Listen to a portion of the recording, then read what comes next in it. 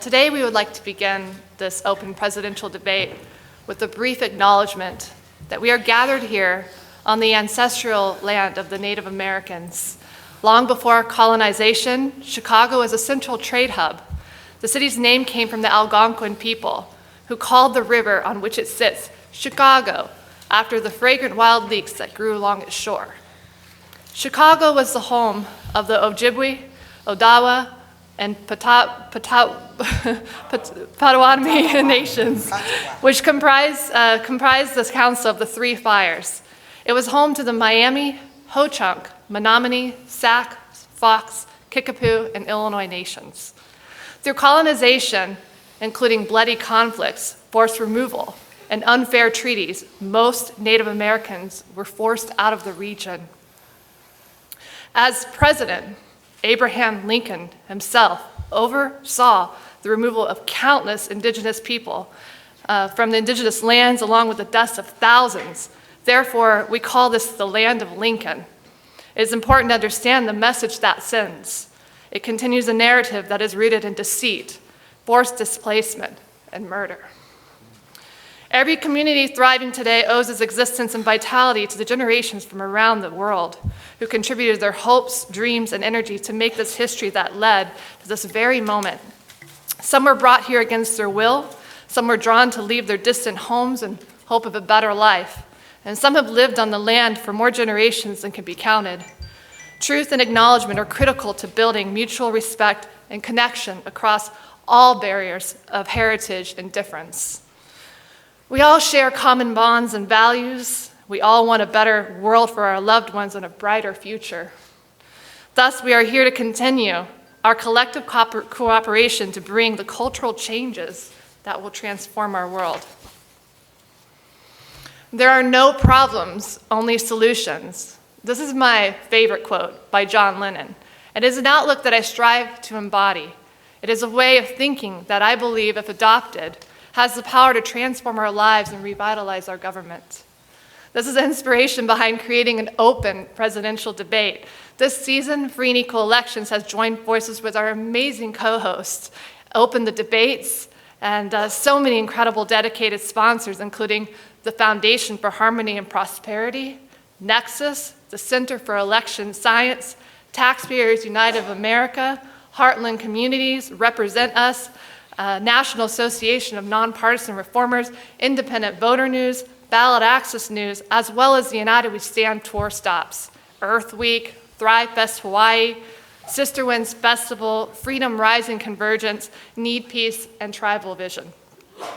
I would like to take a moment to thank our media sponsors, Free Thought Project, The Mind Unleashed, Anti-Media, Collective Evolution, and Fulcrum US.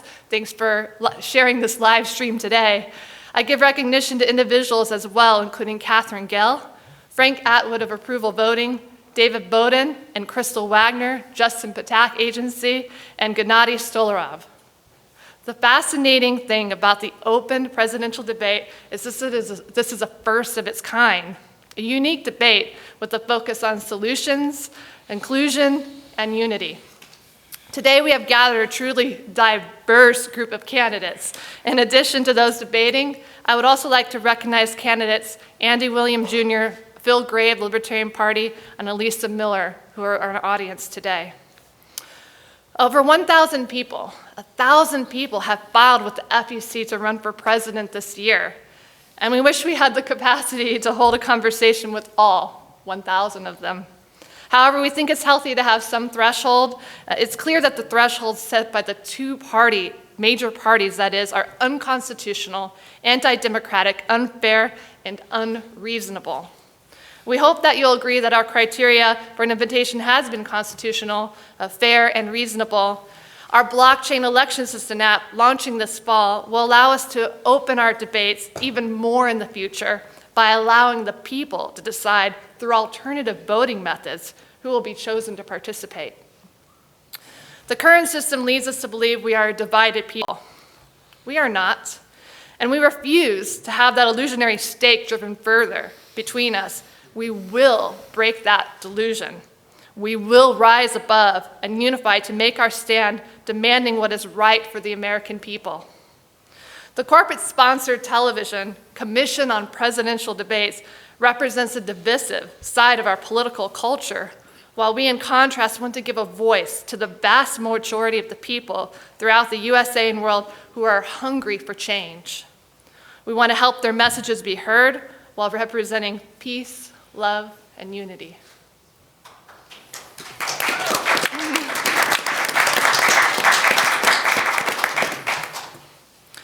These 18 candidates are demonstrating that Americans across the political spectrum can put their differences aside and come together to hold a decent conversation, express new ideas, and create solutions.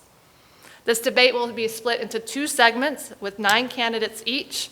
The first segment will run from 2 to 5:30 p.m. Central Time. Afterwards, all 18 candidates will appear on stage at 6 p.m. for a photo op and answer one singular question. The second segment will go from 6:30 to 10 p.m. The format will be a variation of the cumulative time debate format. The United States League of Women Voters uses this format. After a brief introduction by the moderator, each candidate will have an opportunity, after my brief introduction, to make an opening statement of 2 minutes. The order for the statements has been determined at random. Candidates will have 2 minutes to answer each question. Each candidate will have a total of 3 or more opportunities to take a 1 minute to offer a rebuttal or expand upon their previous answer. For instance, you could use your extra minute, that is, on each of the first 3 questions, or you could save them for the last 3 questions. You may use any of your extra minute on the same question after each candidate has had an opportunity to use one in order to encourage free exchange of ideas. Extra minutes do not carry on to the closing statements.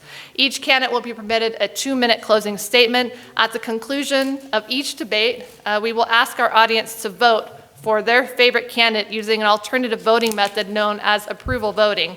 This poll is sponsored by the Center for Election Science and is available at freeandequal.org. Let the open presidential debate begin.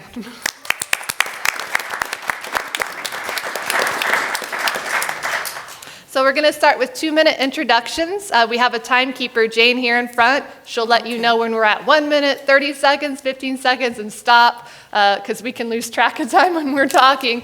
I'd like to start our first introduction with, I think I got this down, Suriname Moya Wasife Curry with Thank the Green you. Party. Let's clap for her with my name. Good evening and greetings from South Central Los Angeles. Hey, we're in the house. I appreciate the honor of the land of the people we have stolen it from. I also must honor my ancestors. Last year was the 400th anniversary of the year of the return. That commemorated 1619 when black folks were brought here against their will. So not only the land we have to honor, but the labor that built, black labor, that has not been reparized. That's a new word. Reparation hasn't been paid to us. I'm a 4th-generation black farmer. Land and soil got me here to be a presidential candidate for my party, the Green Party. The earth, she does not need us. If we were all not here, she would be okay. We must save who? Ourselves. Who must we save? Come on, y'all. Who must we save? Okay, so we can agree on that. Thank you. I have been committed to my party because of values, 10 key values and 4 pillars. Our campaign, Suriname 2020, talks about 3 main things: cognitive dissidence, ecological economy versus traditional economies, and then we talk about love. There was a Harvard study. I don't know if y'all heard about it. They studied folks for 75 years. And guess what? The most important thing people think about and care about? Relationships. So if we don't focus on relationships between each other, we won't have a perfect union. America at 300 needs Suriname. Thank you very much. Mark Stewart, Democratic Party. Thank you. I am a conservatarian. That means For public purposes, I am libertarian. That means getting out of people's lives, reducing government. That's how I would like to see our policymakers, and yes, I hope to be one of those policymakers. I am running for the vice presidential nomination. To whom? Any party that has a good, free-minded, liberty-minded representative at the presidential level, and that very well might be one of the people here. I actually hope so, because the libertarian mindset is the better one. It's actually one that I think is shared. You only see returns at the presidential level of 3 to 5%, but I suspect that at least 40% of Americans are socially permissive, fiscally conservative, strict. And I'm sure it's at least 70% of people under 40.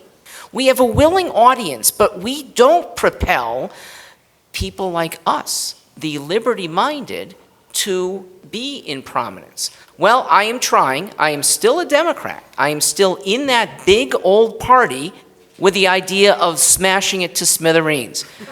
Christina, you talked about unity. And in one area, I don't think right now we can have unity. I would like to see the socialists within my party banished to another party called the Communist Party of America. That's where they belong. Leave the Democrat Party alone.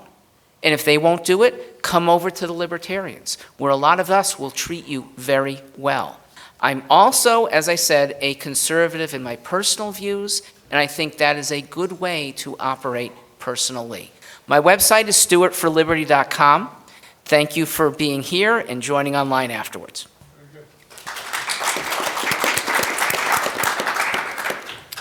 Ben Zion, Transhumanist Party. Yes, thank you. My name is Ben Zion of the United States Transhumanist Party, and my platform is called the Futurist New Deal for America.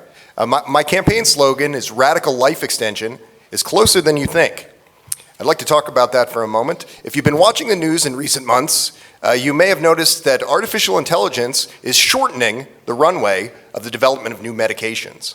This is not an isolated incident. In fact, we are looking at this decade in a set of breakthroughs beyond anything that the world has ever seen. Public health is going to be radically transformed in the course of the coming years. Now, it could be said to be the story of generations past, where an orphan technology is perhaps not adopted because of a lack of interest or political will for it. And that's sad when I think about something that I personally enjoy, like Google Glass. But when it occurs in emerging biomedicine markets, it's not simply an irritation. This is something that represents a tragic and avoidable loss of life. In the 2020s, we are going to cure cancer. We are reversing degenerative brain diseases, and even cell death is being counteracted. But that political will and consensus could very well be the difference between every single person in this room surviving to a longevity escape velocity, as my friend Aubrey de Grey likes to say. This is something that history will not remember us kindly if we do not show some initiative here. And the book of Mark in the New Testament says, "What profit a man if he gains the whole world but loses his own soul?" We can see this longevity escape velocity even in the next 8 years, but we must fight to see it done well, and that includes humane economic policies and policy initiatives of the kind embodied in the Futurist New Deal for America. Why settle for Medicare for all when you can have longevity for all? Thank you. Thank you. Brian Carroll, the American Solidarity Party. Thank you, and I want to thank everyone who had a hand in putting this event together.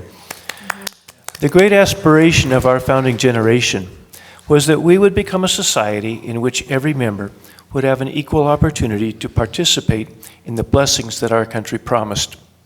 We've come a long way since the days of legalized slavery, since the days when the only voters were white, male landowners, but I don't think we can say that we have arrived. In fact, in some areas we may be moving backwards. The American Solidarity Party believes that the Declaration of Independence put life, liberty, and the pursuit of happiness in the proper order. There is very little room for pursuit of happiness when there is no liberty, and there is no room for either when there is no right to life, when that has been denied. Our nation has the potential that we have not yet achieved. And one impediment to that is the dysfunction of our two-party system. Voting for the least bad of two bad choices encourages the major parties to continue offering bad choices. The American Solidarity Party wants to protect life at every stage. We oppose abortion, capital punishment, and assisted suicide. We favor a culture of life that would encourage mothers to continue a stressful pregnancy. That would include expanded health care, child care, paid family leave, and streamlined adoptions. We believe our country devotes too much money and too many lives to an overdependence on military action and not enough resources to protecting our climate and environment.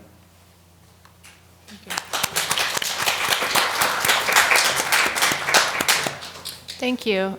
Welcome, Dan Bierman, Libertarian Party. Thank you. I'm Dan, Taxationist Theft Berman. I wear this big, ridiculous yellow hat just to get a message across, but I do take it off for the debates. I just wanted you guys to see it so you can recognize that this is what we're doing with the campaign. What I'm about is recognizing what is the role of government. And we have such a diverse population in this country alone and around the world that we have to recognize when politicians propose government programs to solve a problem, they're not always a solution that everybody wants. Why can't we have multiple options? Why can't we all figure out what works best for ourselves and not have to accept one solution for everything? Another thing that I point out about a lot of the solutions that politicians will offer is that they try to fix a problem that was created by another government program. Instead of asking, why is this problem here, they try to cover it up with something else. We can fix the source of the problems, and when we do that, we give more freedom, more opportunity, more choices, and more prosperity to everybody else. This means everybody's life gets better.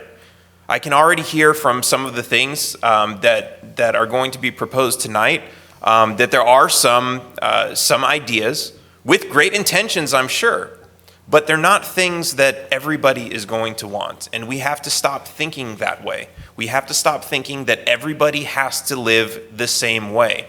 We can have different lifestyles. We can live different lives in the same society, and we shouldn't be forced to live a certain way that a simple majority believes is the right way for them. Thank you.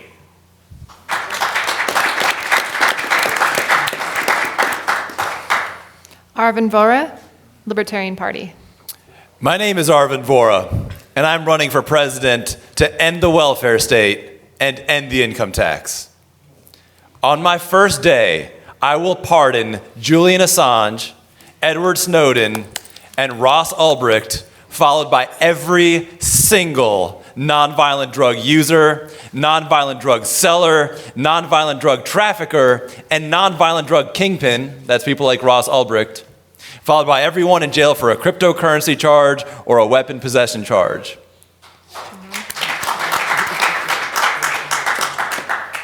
As soon as I do that, I will take on full-time the role of partner-in-chief. But I'm also going to bring the troops home. The United States will not be involved in foreign civil wars with your money ever again if I'm commander-in-chief.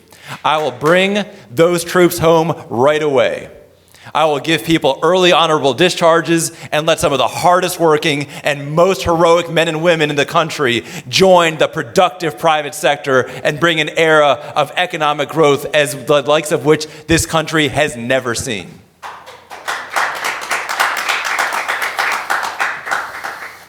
Ben mentioned that we are on the verge of a healthcare explosion. And Ben, you're right. But what's keeping us back from that? It's the FDA. Today, because of FDA costs, if you have a rare disease, you will never see a cure because they've driven up the cost so high that companies can never recoup their losses.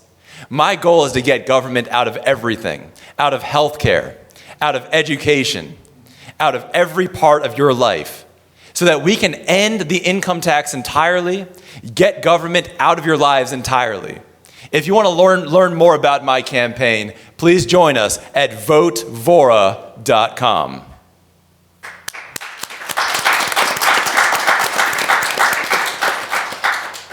J.R. Myers, the Life and Liberty Party. Okay. No, it is working. The light wasn't on, so thank you.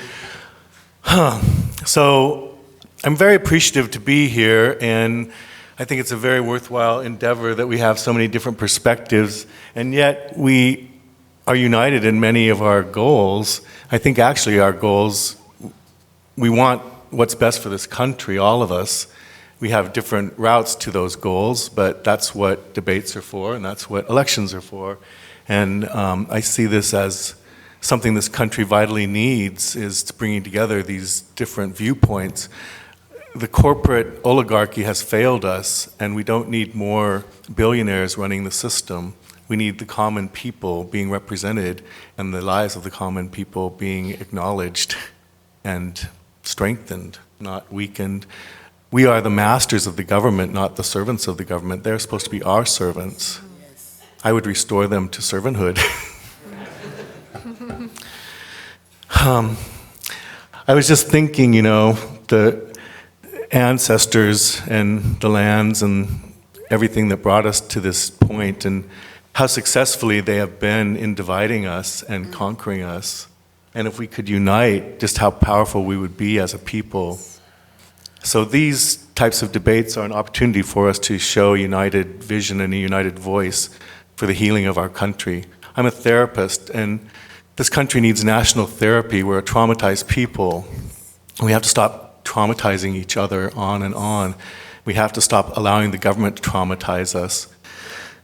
But I'm all about that. I'm about historical reality, acknowledging that. I'm about life. The Life and Liberty Party was created to promote life in all its various means.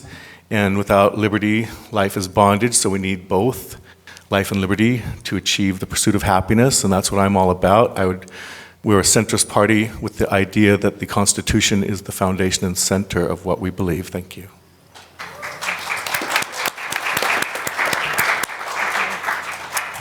Eric Gerhardt, Libertarian Party. Thank you. Thank you. A lot of people think I shouldn't be up here. I'm too young. I think that there's too many politicians that have been in there too long, and they're too old, and they just too set in their ways, that we need a new way to strive forward together. I had many great teachers when I was in high school. Very smart men. Master boiler mechanic was my language arts teacher. I had a nuclear submarine engineer was my science teacher, and a hippie mathematician, that doesn't make any sense, but they're all really brilliant people. One of the things one of my science teacher told me was there's a difference between masters of a craft and jack of all trades. The thing is jack of all trades know a little bit of something of everything, but they're a master of nothing. So I've honed my craft to become the master craftsman that I am. Been doing it for 17 years. And now it's time for me just to change gears. I've seen the people at the very base. I've worked for them from the top to the bottom, and they're struggling. And I just can't stand to see the way our government is just squeezing them everything they got right out of them, taking their properties because they can't pay their taxes. They're on fixed incomes because they're elderly. They lose their homes just because they can't keep the upkeep. And it's just heartbreaking. And we need to make that change so that people can live freely without just being burdened and bogged down by the government. There's a lot of different ways we could do this. I think little small steps that are victories are probably the best bet. One of the things I would like to do is an immunity law where we put the politicians on the stand, where when they're running, they lose their political immunity. They're not going to break the law, and we have to abide by the rules. They're going to play by the same rules as us, and that's what I believe in. Go to ericgerhardt2020.com and check me out. Thank you.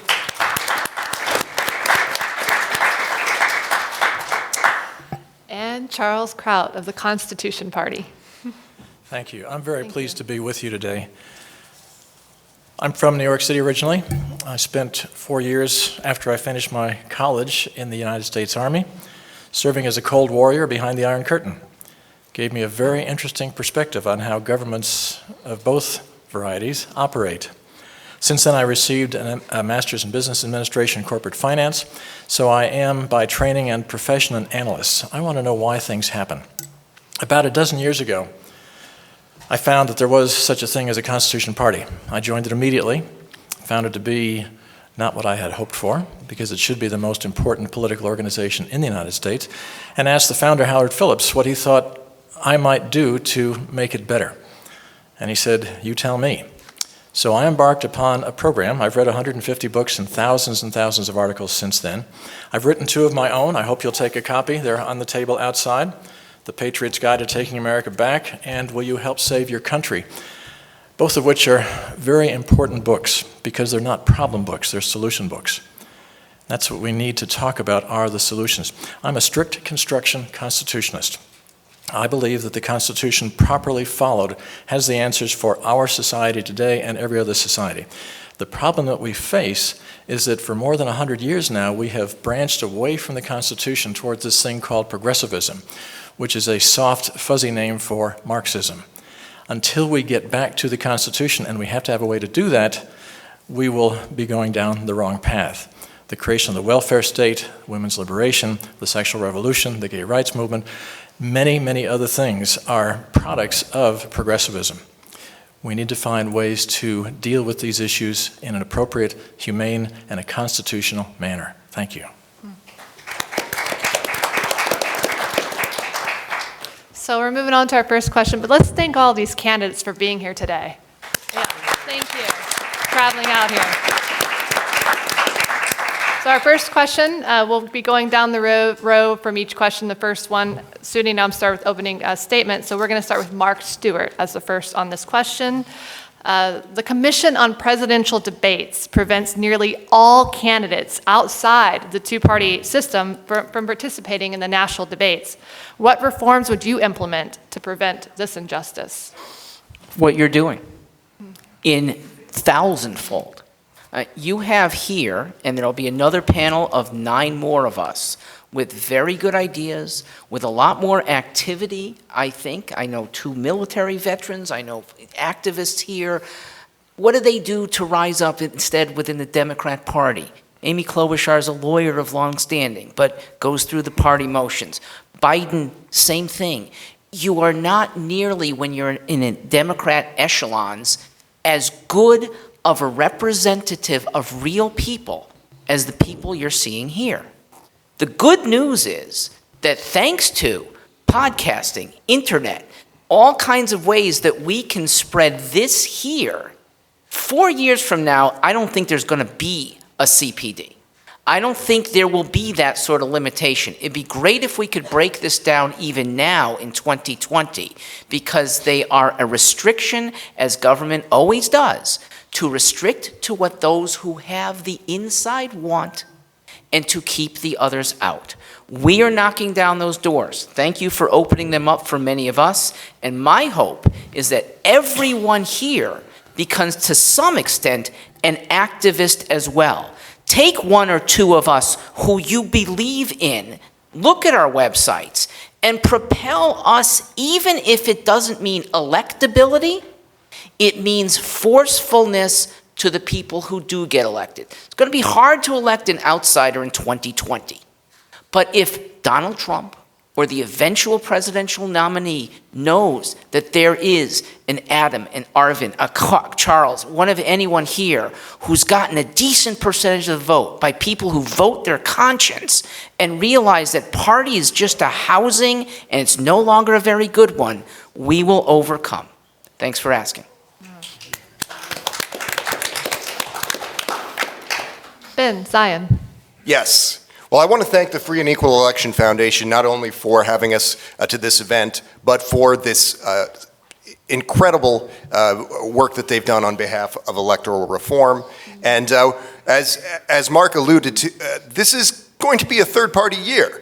And the years beyond, we are going to see, I think, a great resurgence in the strength of operations outside of this two-party system. And this is something that we can be excited about. The United States Transhumanist Party is an advocate for blockchain voting, We have in my platform, the Futurist New Deal for America. I vote USA, and this is an initiative that allows for greater transparency, far greater efficiency, and solving many of the problems that I imagine all of these other candidates will be addressing as well. But this is something that also leads to bears greater fruits beyond. If we begin to have digitalization in governance, e-governance, we will begin to see a true democracy, the likes of which the world has never seen.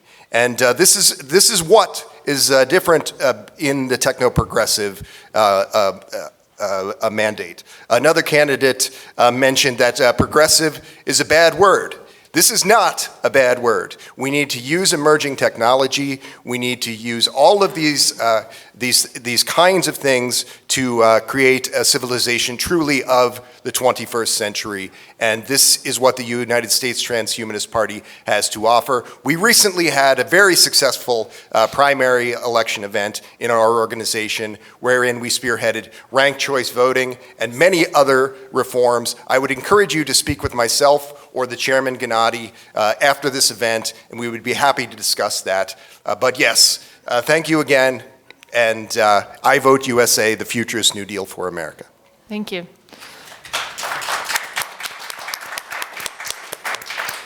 Brian, Carol. Yes, I'm a Californian, and I believe I saw that in yesterday's Super Tuesday primary that the turnout was 18% in California. And that's after all of the hoopla that the Democrats have had without however many candidates they started with and however many debates they had. So obviously, the current debates are not getting the job done. And I think, well, in California, we have more independents than we have registered Republicans.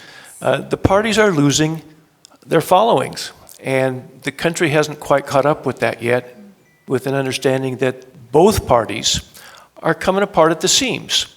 They're going to split apart, and I think we're going to see a major reorganization. Both the Republicans and the Democrats can, if they want to have their own rules for their own debates, they can do that. But I think a situation like we're seeing today, where other parties can be heard, is extremely important. Thank you. Dan Behrman. I think the question itself is kind of flawed because we can look at, what this debate commission is, and we can recognize that it's a monopoly. But the question is, what do we do about it? And the question should really be, why is there a monopoly? And we have these groups of politicians who are essentially for sale. This is a multi-billion-dollar debate series that's going on. When you consider all of the value that's going into this, that it would cost any other candidates to come together and put on a debate like this with this much airtime, this much advertising, this much fundraising. And where does all this money come from? It comes from all these corporations or all these individuals and small businesses who want to buy. They want to buy policies that are going to help their businesses make more money. And they're buying policies from politicians who should not have the power to sell these policies. A lot of these policies are unconstitutional. So when we ask, what do we do about this? We take the power away from the politicians to create these unconstitutional policies, these unethical and immoral policies. And when you take away this power, you take away their ability to sell this power. And that's how you get money out of politics. When you get money out of politics, then you level the playing field for everybody else and the real voices to be heard. Thank you.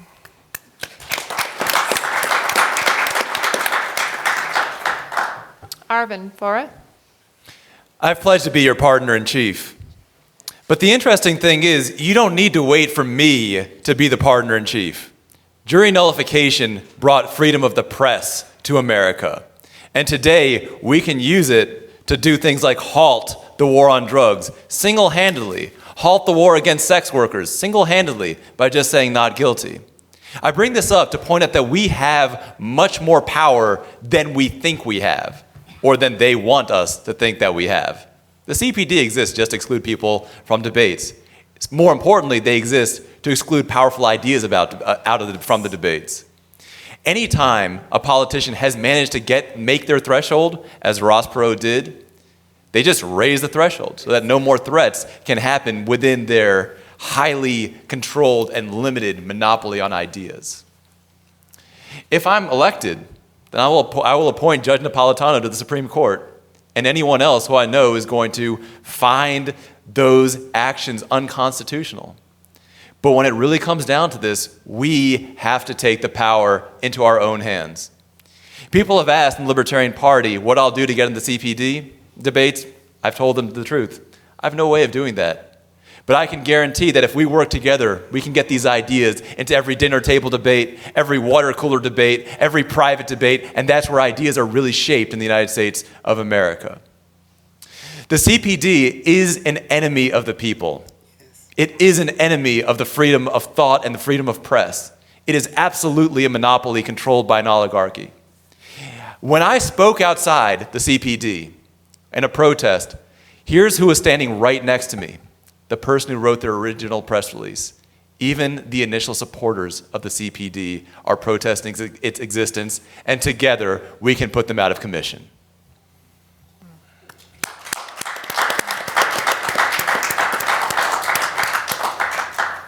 J.R. Myers. Well, we've been subsidizing private clubs called the Democratic and Republican parties for a very long time, and so we're paying for our own tyranny in essence because they have become the parties of the oligarchs, and they no longer represent the people of this country.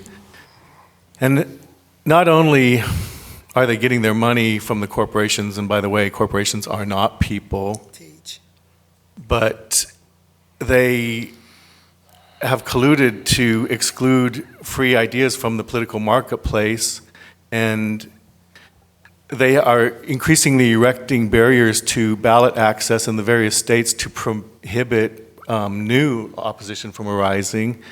And so I've spent most of my adult life trying to combat these ballot restrictions and the media control and the corporate donations, and it is an uphill battle, but we have to continue this battle to remove their control over us. They do not represent the people. It's an illusion.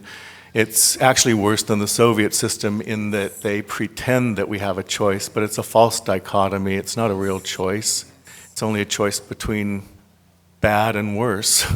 So we need to remove public financing from those parties, and we need to remove their ability to restrict opposition or competition in the public marketplace. So that's why one of the reasons I also agree that a political realignment is taking place, and the existing parties are going to need to reform themselves, or new parties are going to have to arise to promote these ideas that are not being allowed into the marketplace. And so that's what I'm doing here, is trying to expand the marketplace of political ideas and debate, dialogue, exchange. Thanks. Eric Gerhardt.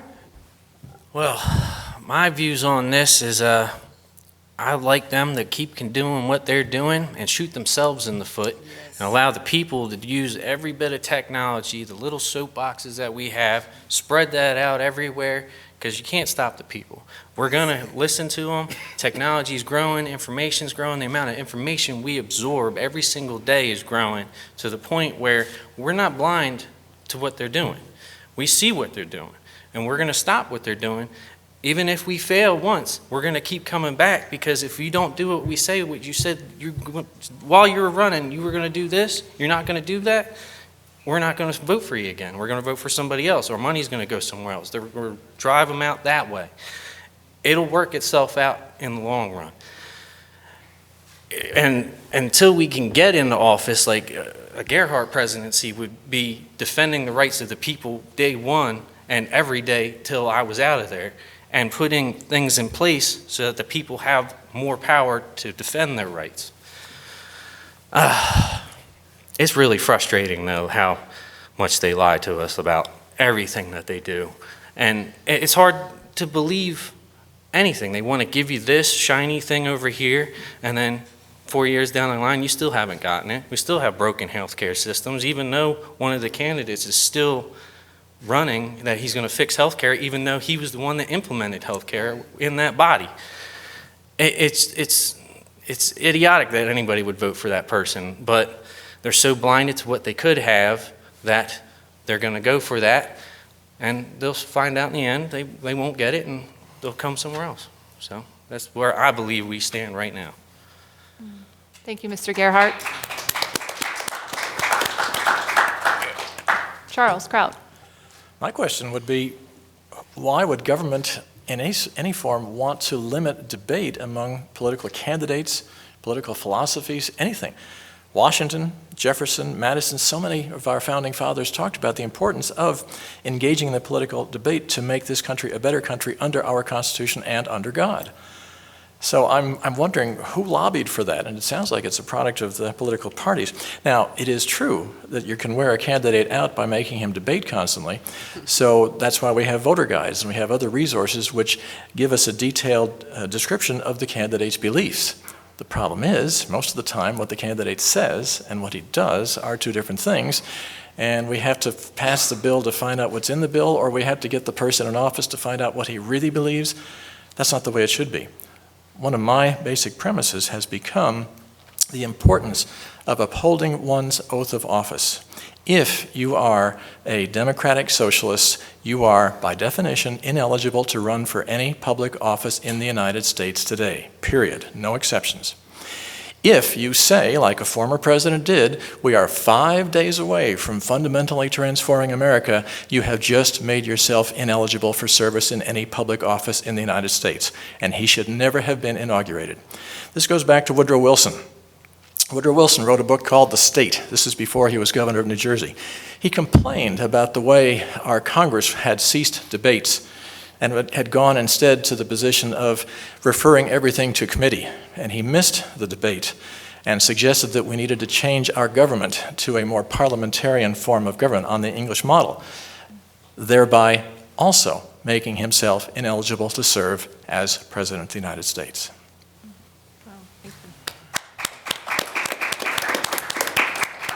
And Suryam Woyawasipe. Okay, Curry. It's a Curry, hyphenated name. thank you. I'd like to acknowledge what I heard as facts from all of my brother presidential cohort candidates.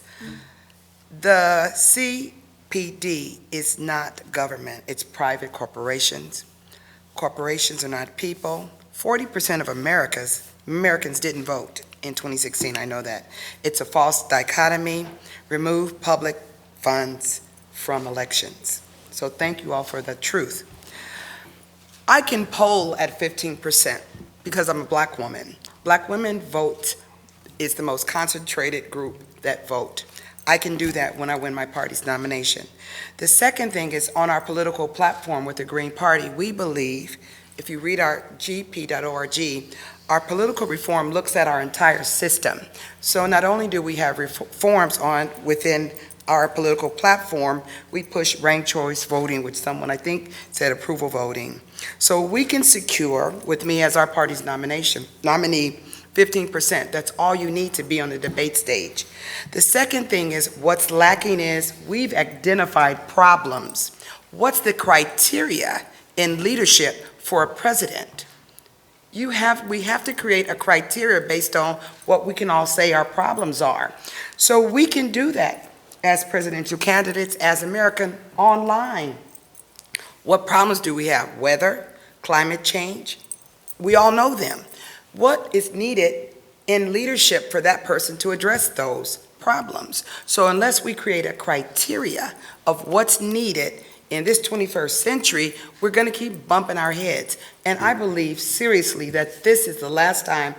And it's corporate. The DNC and the ANC were together. They broke off. And they all received corporate money. So there's one political party with just one letter change in them. So let's take the power of that reality and make it real. America at 300, Pseudonym 2020. Thank you so much for the great questions, and it is no coincidence that the League of Women Voters retracted their support from the Commission on Presidential Debates in 1988, stating that the CPD has perpetuated a fraud on the American voters. So thank you for that. All right, on to the second question. We're going to start with Ben Zion here. Election reform activists argue that our current method, in which voters are only allowed to vote for one candidate in singular winner elections, causes a number of issues, including vote splitting, the spoiler effect, and hyperpartisanship. What is your position on alternative voting methods, such as approval voting and ranked choice voting? What role do you think they could play in improving our politics and election outcomes? So for our audience out there that isn't aware, ranked choice voting and approval voting have seen success and growing momentum recently. Ranked choice voting allows voters to rank candidates out of the order of preference, and the winner is determined through a series of ballot transfers based on those rankings.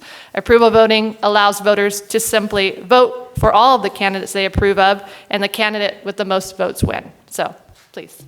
Yes. Yes, the United States Transhumanist Party and the Futurist New Deal for America, as I mentioned, we overwhelmingly support approval voting and ranked choice voting.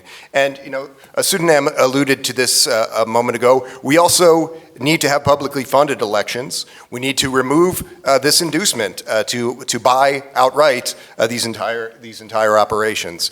This is not a democratic system. This is something that has merely the semblance of being democratic in the present day.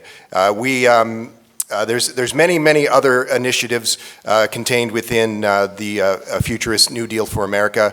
I cannot stress how important it is to begin to use things like blockchain technology, like our iVoting system. Some months ago, I was lucky enough to interview a gentleman named Florian Marcus, a blockchain voting emissary from the Estonian government, and their country has truly revolutionized this approach. And many people in the United States, we don't even consider how this kind of digitalization in the electoral process and in other facets of civil society will truly transform our lives over the course of this 21st century. This is the most important of subjects. Techno-progress is the most important of subjects. I'm fond of saying that in the years since the Enlightenment era, we've seen an incredible growth in Providence. It's true. 7 generations removed, according to ancestral DNA analysis, everyone on Earth, the Pope in Rome, the Queen of England, are 7 generations removed from incest and cannibalism. The only thing that's changed is technological progress and the providence that derives from it, allowing us to better order our civilization. We need to focus on that. Thank you. The Futurist New Deal for America, benzion2020.com. Thank you.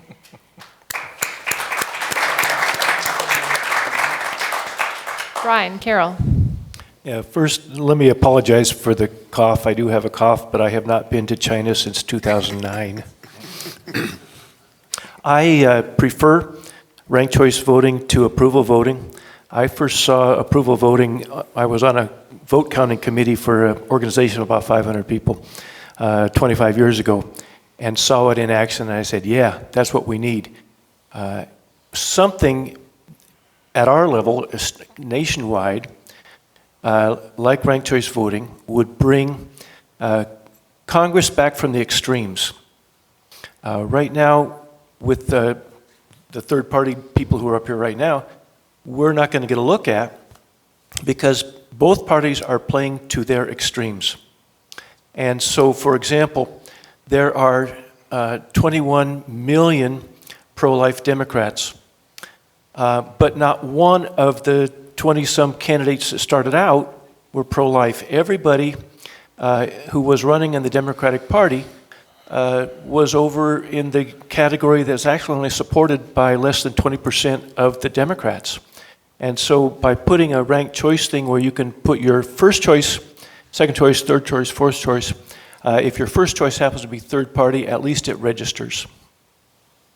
Thank you. Dan Berman. I think ranked choice voting and approval voting are great systems, but I think that's still a very small part of the problem. If you look at the numbers that Bernie Sanders and Donald Trump are bringing in, and you look at the numbers that any of the small parties are bringing in, even with ranked choice voting, it eliminates the people saying the spoiler effect, people saying I think I'm going to waste my vote if I vote for a third party. It doesn't absolutely fix that. What's going to happen is maybe a different Democrat gets elected, maybe a different Republican gets elected, but ultimately we're still living in the world where that's the false dichotomy that everybody in this country believes. And if we really want to change the voting system, we have to change that belief. And we have to get third parties and independents onto the main stage and in front of as many people as these other parties are doing. And of course, this all goes back to money. If there were no debate stage, if it were just up to every single candidate to advertise on TV, dollar for dollar, whatever they could get, the candidates who are going to be raising the millions and the billions are going to be the candidates who are selling power that they should have no legal authority to sell.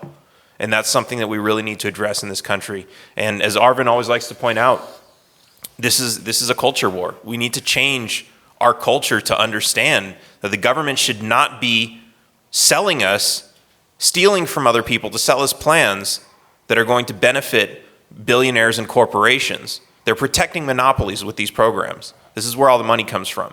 And if we really want to get money out of politics, this doesn't come from the government passing new laws and controlling who does what with their money.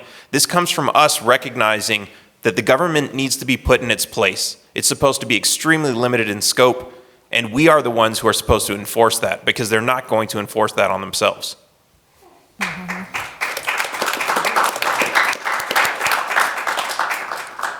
Thank you, Dan. Arvin, Bora. Fear and greed. That's what's running American politics right now. Yes. Greed from military contractors who are happy to sell our kids overseas to either be physically or emotionally damaged so that they can sell more weapons. That's the fear part. That's the greed part, sorry. The people who are in that greed category are using fear on almost everyone else. Frightening people to say that if we leave NATO, we're going to be unsafe. It's not true. NATO is a one-sided alliance which makes America not at all safer, but rather forces American taxpayers to pay the military welfare, to pay for the defense of other countries that have nothing to do with us. The fear part can be addressed largely by approval voting and by ranked choice voting. The fear techniques that they use aren't just, oh my God, you have to keep your kids in government schools, otherwise they won't learn things. The homeschooling movement has shown that that's not true.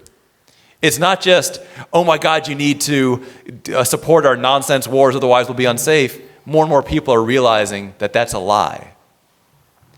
But the fear that they play on right now is the fear that my vote won't matter, or the other guy will get elected who's even worse. And to their credit, that fear will continue to some extent with ranked choice voting and approval voting, but it's going to be less. We're going to be able to talk to those people who are decent. There are a lot of Republicans and Democrats who are decent people and are being tricked, and who will say, yes, I will vote for more than one person. I believe in your ideas. I'm afraid, but this is making it a little bit safer. And that's what these voting mechanisms do. They make it a little bit safer to vote your conscience.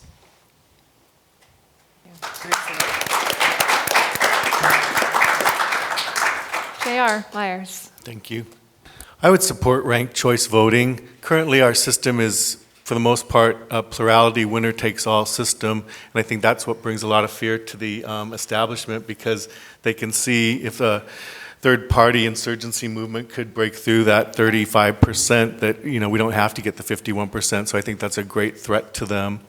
But beyond that, we need to have a verifiable and sound election system, and that starts at the precinct level with the ballot boxes. And we need citizen activists to be at every precinct, to be watching the ballots as they come in, to be watching the ballots as they're counted, because wasn't it Stalin that said it matters who counts the ballots?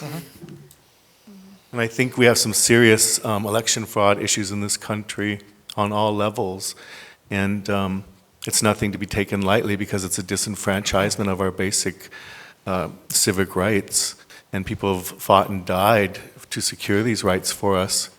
So it's imperative that we preserve them.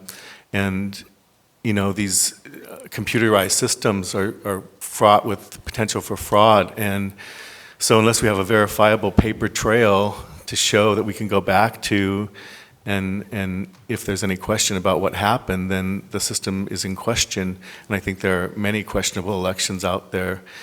So the fear, I think, is mostly on the part of the establishment, but they've successfully transmitted that through the media to the people. So we have to break that mindset of fear. We cannot live in fear. We have to live in boldness and be brave and take the bull by the horns, as it were. It's our election process. It's our country. We can take it back. Who's to stop us? Yes. Thanks. Yes. Eric Gerhardt. With the ranked choice voting, I just feel it would add more numbers just to be more muddled. I think we need more transparency in our current system first, and more discussion on all the options to be used at a lower level, not just drop it at the top and then who knows what's going to happen. We need to really think this through and talk about it properly. But like I said, the transparency at the top level with the immunity law that I'm talking about, where as politicians who are immune would be subject to criminal charges if they break their laws, unshackle the FBI and the DEA so they can do their job properly. We can't touch that guy, he's a politician. That's no longer. We need to do that, then get the transparency at the ballot box so we know who's voting, who's counted, and allow other parties to vote on other people's things, not keep it all separate so you don't know this and you don't know that. We all need to be together voting because this is our country together. Whether we win or lose, this is still our country and you still have to ride it out all together. And that's all I have to say. Thank you. Charles Kraut. There's a little known incident in American history when two future presidents of the United States were campaigning against each other for the United States House of Representatives. They were James Madison and James Monroe. These men spent their entire campaign on the campaign trail together. Everywhere they went, they debated, held public meetings, town hall meetings, you name it, everywhere. And the two of them debated their points of view.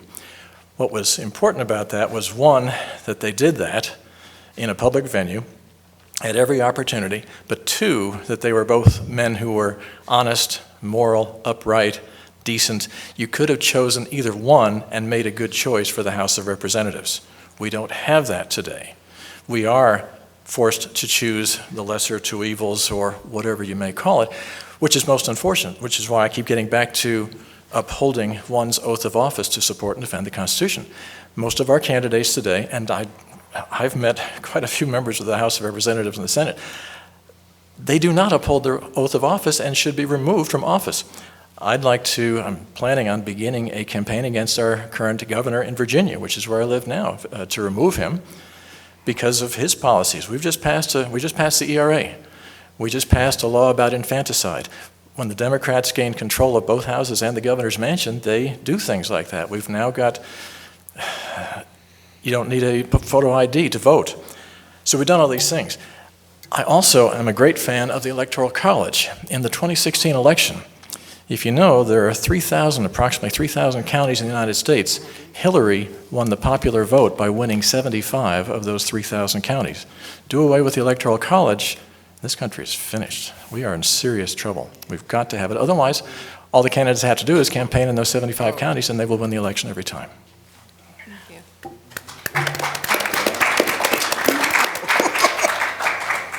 Suriname, No, Curry. don't clap for keeping Electoral College.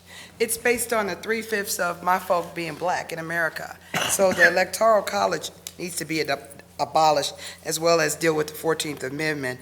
I've posted A through E on the open debates and it addresses ranked choice voting because it's about electoral reform.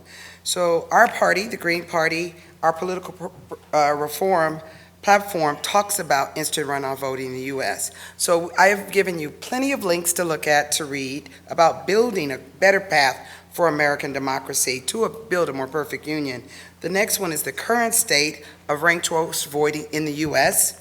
and to how to show U.S. voters on the ground the challenges we all would face. The second is the future of ranked choice voting in the U.S., an opportunity for U.S. Green Party presidential leadership to highlight the state of Maine. We have a candidate running there as a flagship. Every vote must be counted. Every vote must be counted. There's no such thing as a spoiler. Well, whoever you choose to vote for is your choice. I'm sorry.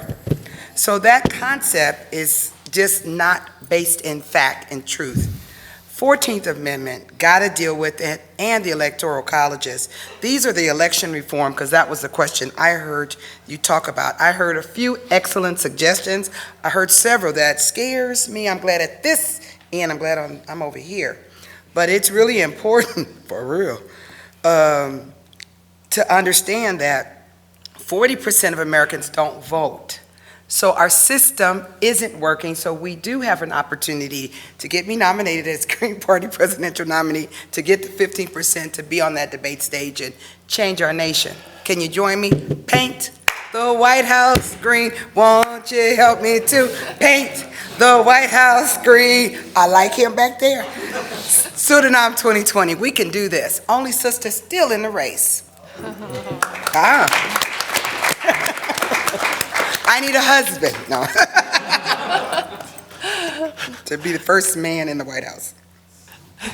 I had to let you finish that. Hey. Mark Stewart, please. So this is beautiful. Do you want to read this? Okay. U.S. Use internet over and over. And Okay. here you go, telling everybody in real time what to be thinking about good questions. This Yes. is my argument. Electoral fraud is very likely, whether it's from the Russians or from Ohio manufacturers of internet voting machines. They got more control than the Russians ever will if they want to badly misuse it.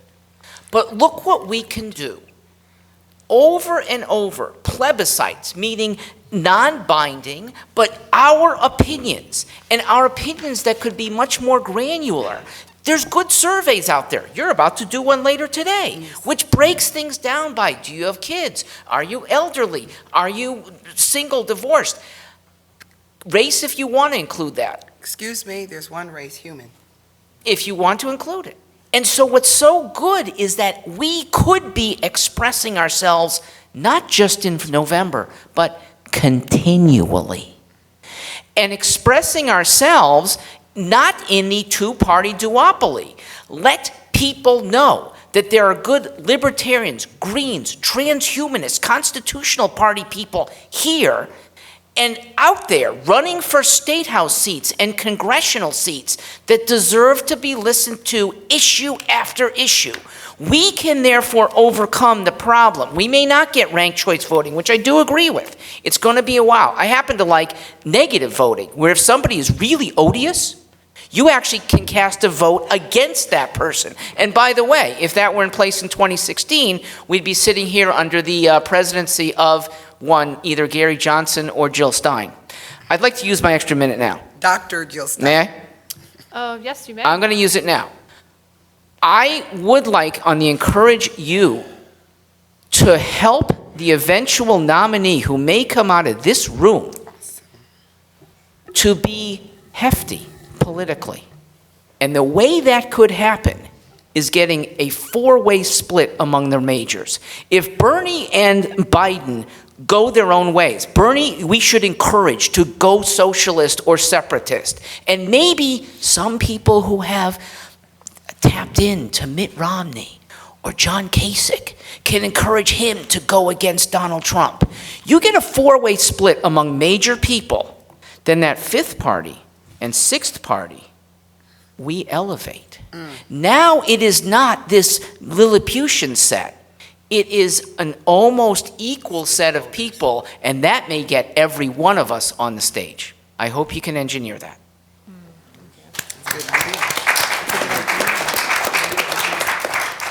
Before we go to question 3, if anybody would like to use a 1-minute rebuttal or extension, okay, just want to make sure it's time to do it. Okay, so we're going on question number 3, and for alternative voting methods, I agree to the sense that anything seems better than what we currently have, right? Because it's a 2-party, 1-party duopoly that uses this, from gerrymandering to not having alternative voting methods to restrictive ballot access barriers, so many flaws in the electoral system to maintain control, right? So thank you. There's so many great alternative voting methods out there, and I learned a lot, and I know our audience did from you as well today, so thank you for that. So question number 3, I will start with Brian Carroll on this. This is from Barbara Tripaluk. She submitted this from New York, Saratoga Springs, New York. When we put out an email request to our supporters, what kind of questions would you want to have asked at the debate? And her question is, Barbara, is how would you respond to Israel's continuous intrusions, that is, on the daily lives of the captive Palestinian people and the insistence on the ownership of land in the West Bank of Gaza? Brian Carroll. Our main leverage with Israel is the amount of aid we give them. Teach. And I do support having an independent Israel. I support having an independent Palestine. And the only way we're going to achieve it is through negotiation. And when you have hatreds that go back 4,000 years, that's an incredibly difficult task.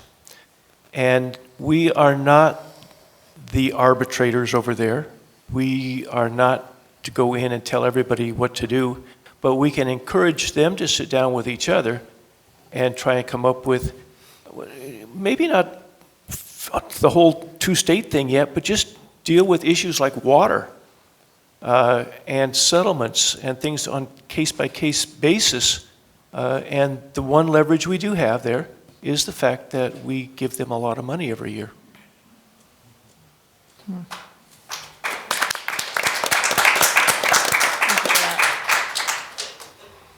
Daniel Berman. Yeah, I agree. Dan. The United States is contributing a lot to this. They're sending military equipment, they're sending money. We shouldn't be doing that. We shouldn't be funding any kind of wars around the world, especially when we're not being attacked. If anything, our Department of Defense should live up to its name and be a Department of Defense, not a Department of Offense. And when we're involved in all kinds of military conflicts around the world, we shouldn't be. We need to bring our troops home and not be involved there. A lot of what Israel is doing is a human rights violation. And it's almost ironic that a lot of people refer to Israel as the Jewish state, but there's even a movement of Hasidic Jews who believe that under Jewish law, there is no provision for an actual Jewish state, which means that the government of Israel is just another government. And as we've seen from governments around the world, government always tries to grab resources, grab power, implement taxes, steal from people, build militaries, take over other regions, and that's just what they do. That's how they grow, and that's always been the case. So we should not support what they're doing, and we should especially not support them by giving them the weapons and the money to do it.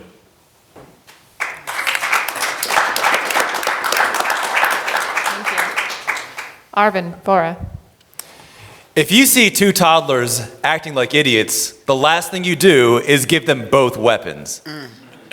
And right now, American military policy is taking conflicts that exist, that are deeply entrenched, that are so complex, and arming both sides of those conflicts with American weapons. We've had situations where in Syria, groups backed by the Department of Defense were fighting groups backed by the CIA.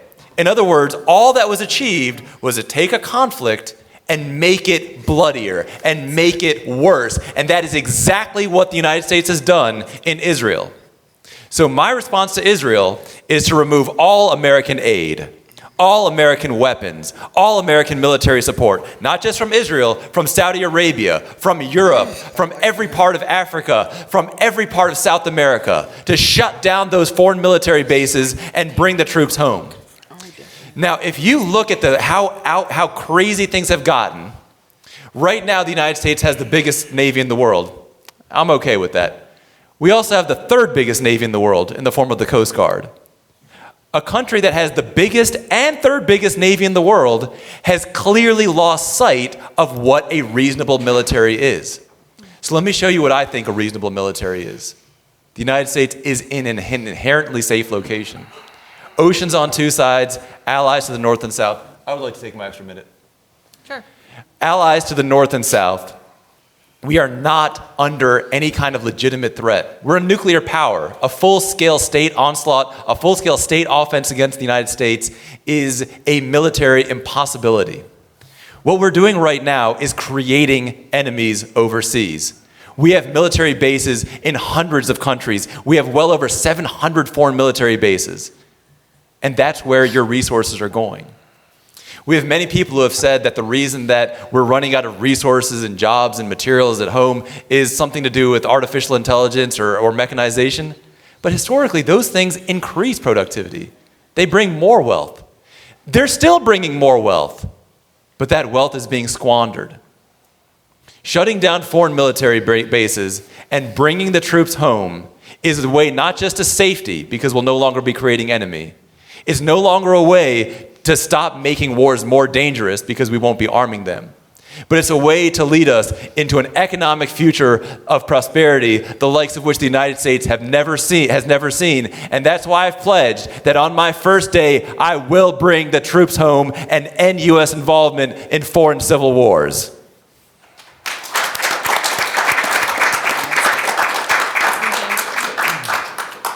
J.R. Myers. Well, Israel is not the 51st state, so I think we need to be clear on that. They are an ally, but I think we should heed the wisdom of our founders that we should have, trading relations with all nations, but entangling alliances with none. Obviously, the Middle East is a quagmire, and we are not going to solve the problem. I believe in autonomy, self-determination of all people, so that the Palestinians do have that right as well as any other people. But, what one calls a freedom fighter, another calls a terrorist, so where do we draw the line there? I just wish we could find a peaceful solution. That would be my hope. I don't know if that's going to be realized or not in our lifetimes, but the whole world does seem to center on Jerusalem. There's no denying it. So what's going to be the solution for the holy city? I don't know. I guess we all need to pray for the peace of Jerusalem. That's what I would advocate. Thanks.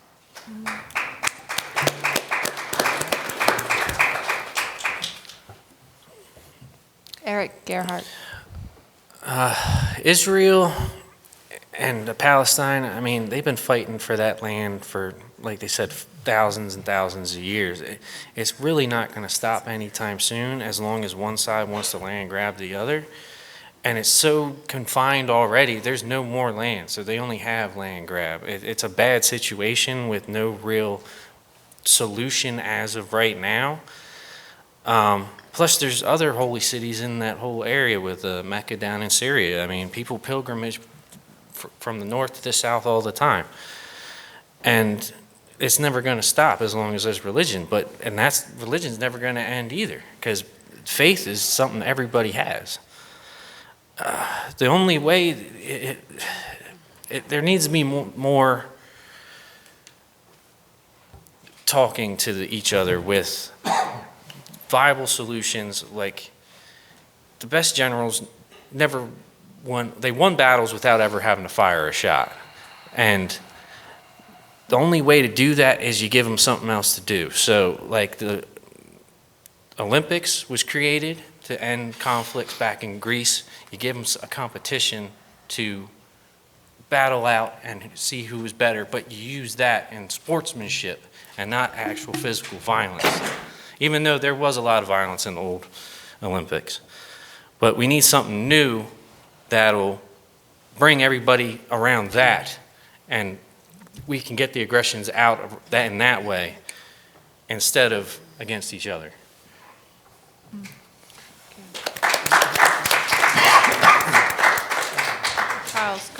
Charles Kraut. I read an article recently that talked about how Israel has been playing the persecution card for 75 years and using that to gain political favors from their supporters, including the United States. And it is absolutely true that the United States made a similar mistake that we did in Vietnam years later, because the French had failed in Vietnam, so we went in and tried to do something better and failed as well. The British and the French were involved in the partitioning of Palestine and in the Middle East for decades, in and around World War I up to World War II, and failed. So then we got involved. And I happen to be ashamed of some of the missions that our troops are sent on these days for various reasons. But I'm thinking too, I've read a lot about some of the political assassinations that the CIA has conducted, especially in the Middle East. Maybe we shouldn't have interfered politically in putting in the Shah of Iran, or supporting Saddam Hussein, or supporting the Saudi royal family, because Wahhabism, which springs from Saudi Arabia, is the most virulent form of terrorism in the world today. Maybe we shouldn't be conducting death from above today using armed drones, which, by the way, is now legal to be used against American citizens suspected of being terrorists in foreign countries. We have created enemies, but we also have to remember that the number one motivation of the Palestinians and the entire Arab world is, quote, death to Israel. Does that change our approach as to whether we support these people as friends, as the only properly established democracy, quote unquote, in the Middle East, or do we abandon them? It's a very tough thing to do, but we do have to remember that they won the 6 Days War in 6 days and took over the entire Sinai and the West Bank. And only because the Palestinians are like the camel with his nose in the tent and they demand everything, and then they'll settle for half, then they're back 3 weeks later demanding everything again, they'll settle for half again. This is why there are the problems that there are today. There are peaceful ways to resolve this, but nobody's really looking for them.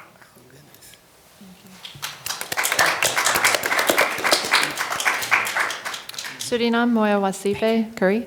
I'm going to take my 1 minute because I've heard a lot of misinformation.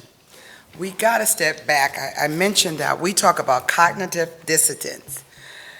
Are folk familiar with the doctrine of discovery? Yeah. Okay, so if we know about the doctrine of discovery, 15 European monarchs got together with the Pope and made it okay to be Bloods and Crips around the world. Imperialism, crazyism, whiteness, all these constructs are the root cause of most of the mess in the world. So unless we are honest about who's at fault, who started this, and do what the Native American folks, the indigenous, sue the people, sue the Pope, sue the Catholic Church, because they have a bias against folks who are not European. So is that my 1 minute on that? No? Oh, okay, thank you. So now I want to go to another kind of bad thing I heard. We're a political party, and we're in 90 nations, the Green Party. I posted it again on the on the open debate, whatever you can post on, about our GP platform. Our green values obligate us to support popular movements for peace and decentralization of Israel, Palestine. There's two nations, especially those that reach across lines of conflict to engage both Palestinians and Israeli of goodwill. So I acknowledge I heard that.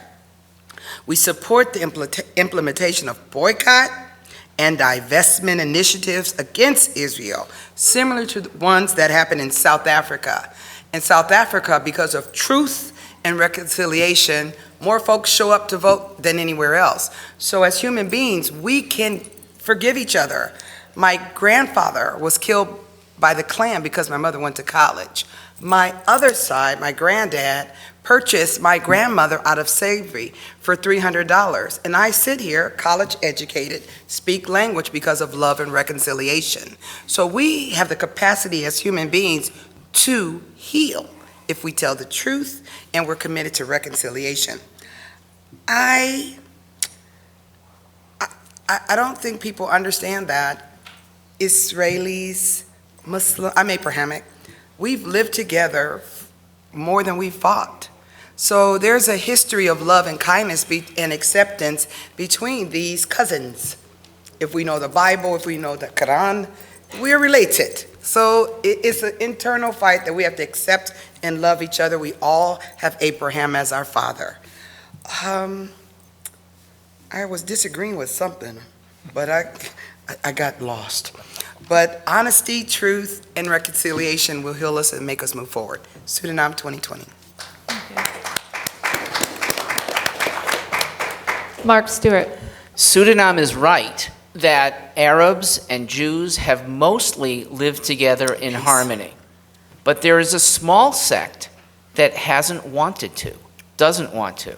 You keep saying teach, so let me try to teach. You can be my class. In what Middle Eastern nation do Arabs live most freely? That would be Israel, with membership in parliament, with as same rights as Israel.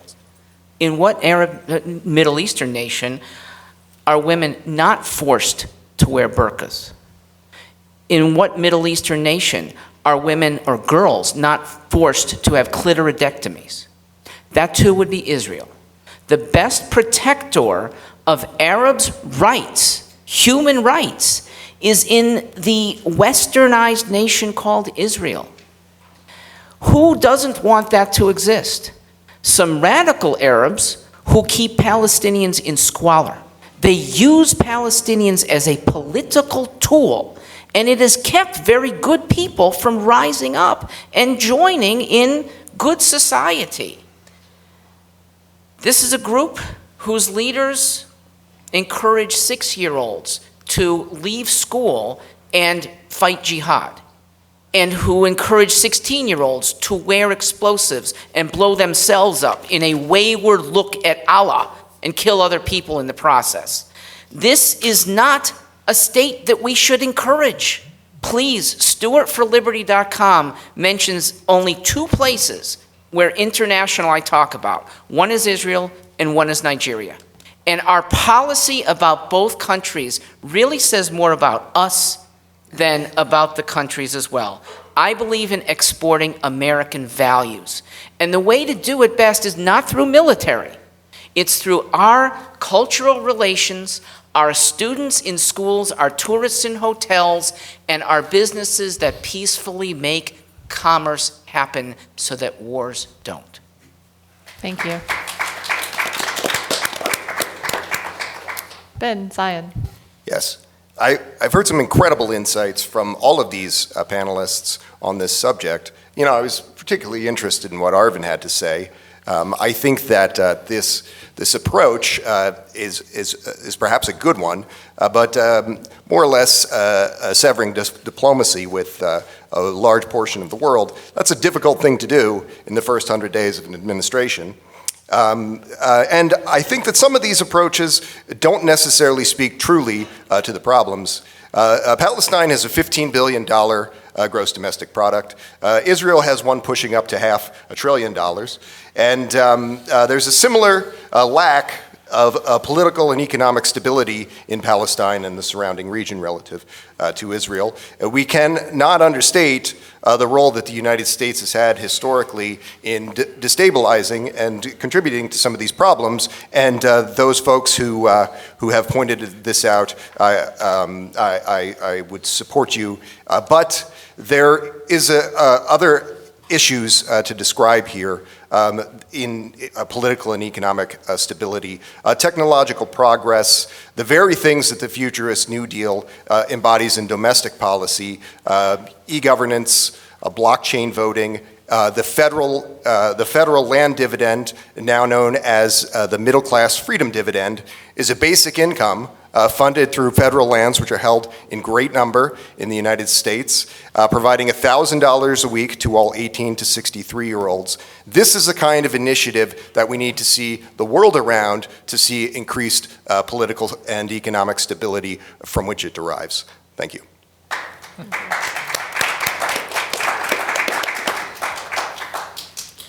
All right, would anybody like to use a rebuttal or extension?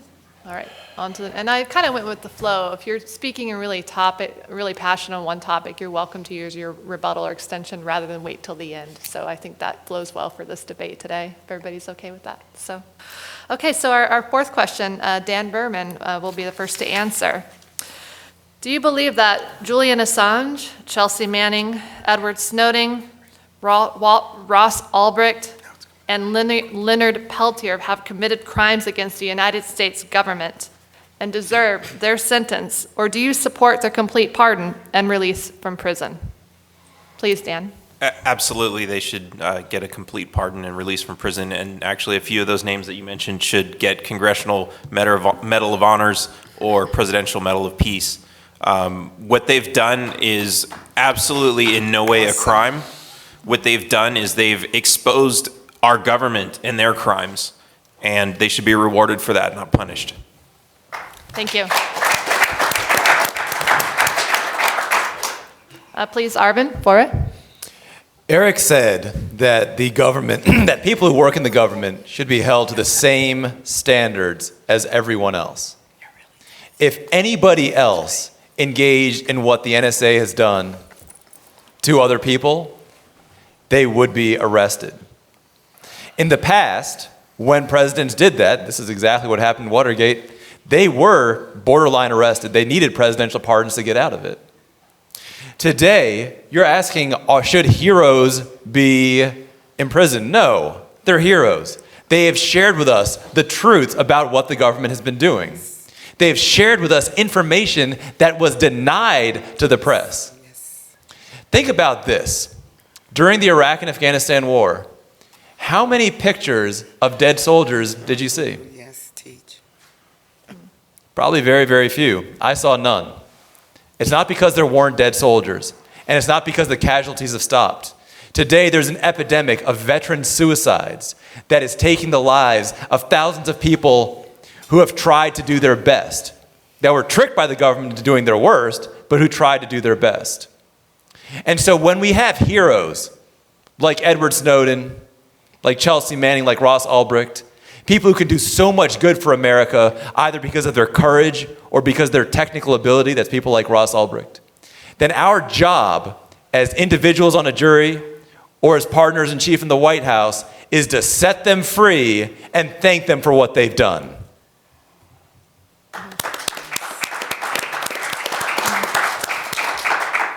J.R. Myers. Sure. Well, we should release prisoners of all political persuasions. So I would take this opportunity to call for the freedom of Schaefer Cox, who was arrested several years ago in Alaska as part of the Alaska militia movement. So, you know, we have political prisoners of all stripes out there, and people probably don't realize. But I guess it just goes with the fact that we are the most heavily incarcerated nation in history altogether. So, no, we should have a transparent, open government. And it's the whistleblowers that help us to understand what's going on. We should protect them, not punish them. Those in government that are covering their own you-know-whats, those are the ones that must be punished. So we need to follow up on these revelations that are given to us by these whistleblowers, and we need to act on them, and people need to be arrested and tried and incarcerated, leaders that have betrayed the trust of the people, that have denigrated our society and our government and have trampled on our Constitution. Thank you.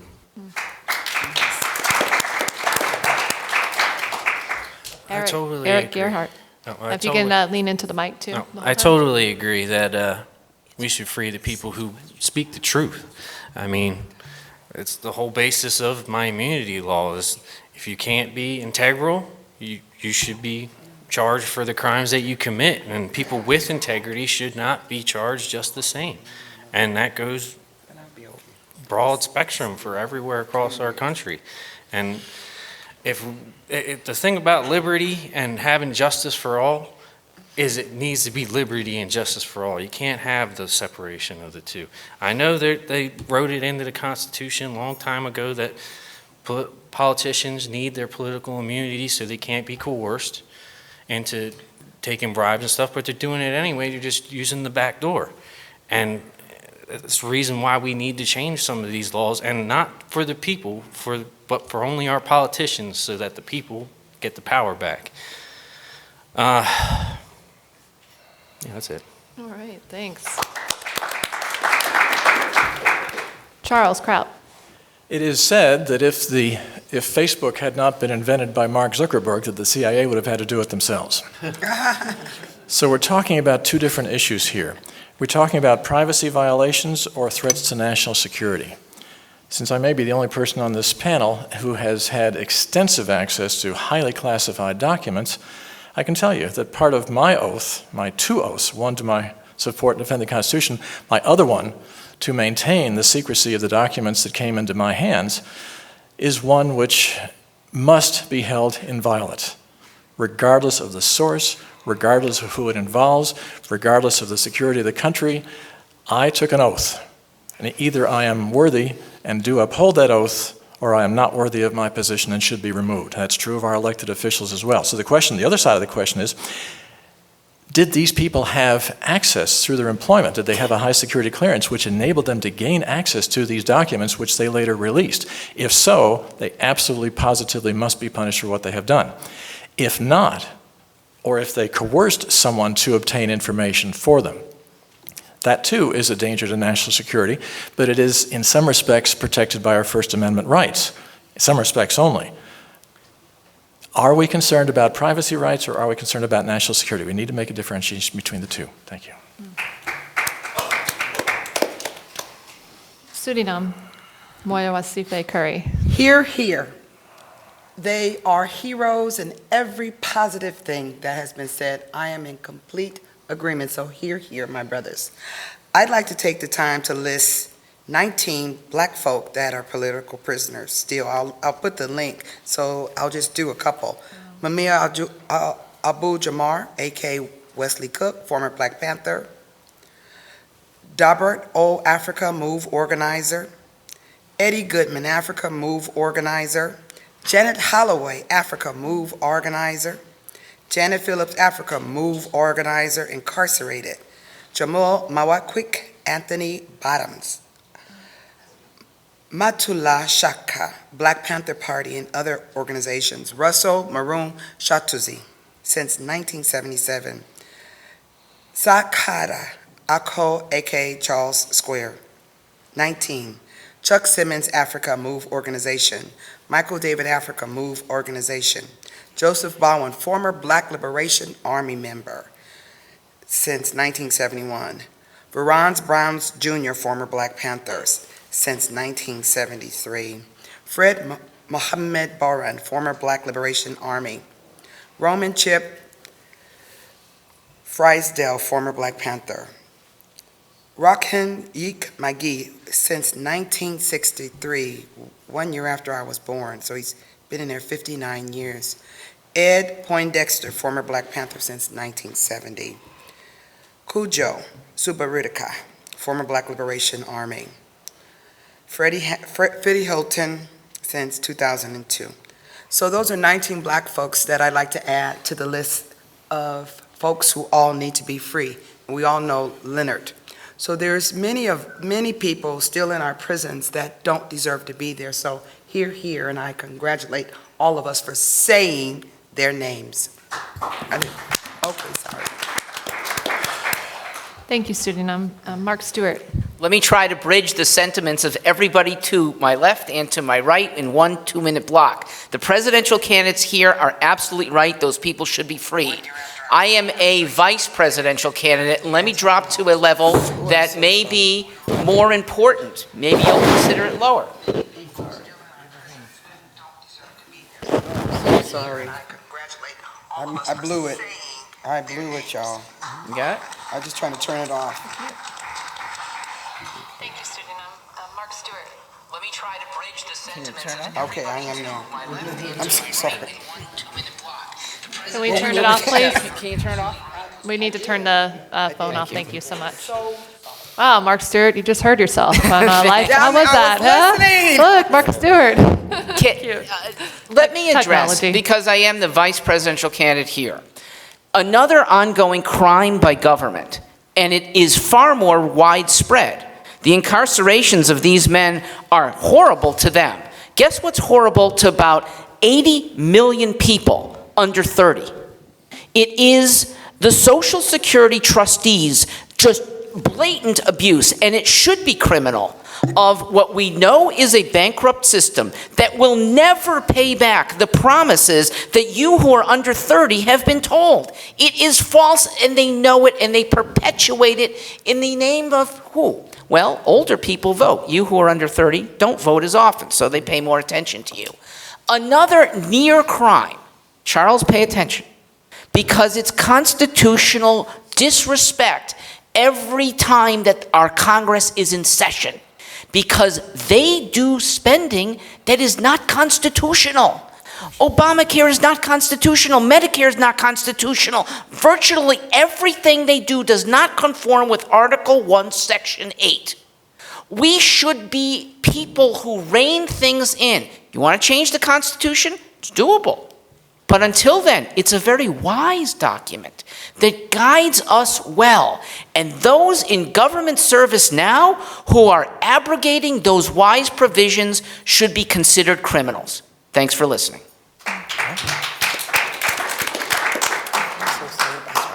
Ben Zion. Yes. Snowden, Assange, Ross Ulbricht, Leonard Peltier, all of these people will receive clemency in the Ben Zion administration. That's an important point that many here have made. Let's look at some other ideas. What are the most populous countries in the world? India, Pakistan, Nigeria, China, Indonesia, Brazil, Bangladesh, Russia.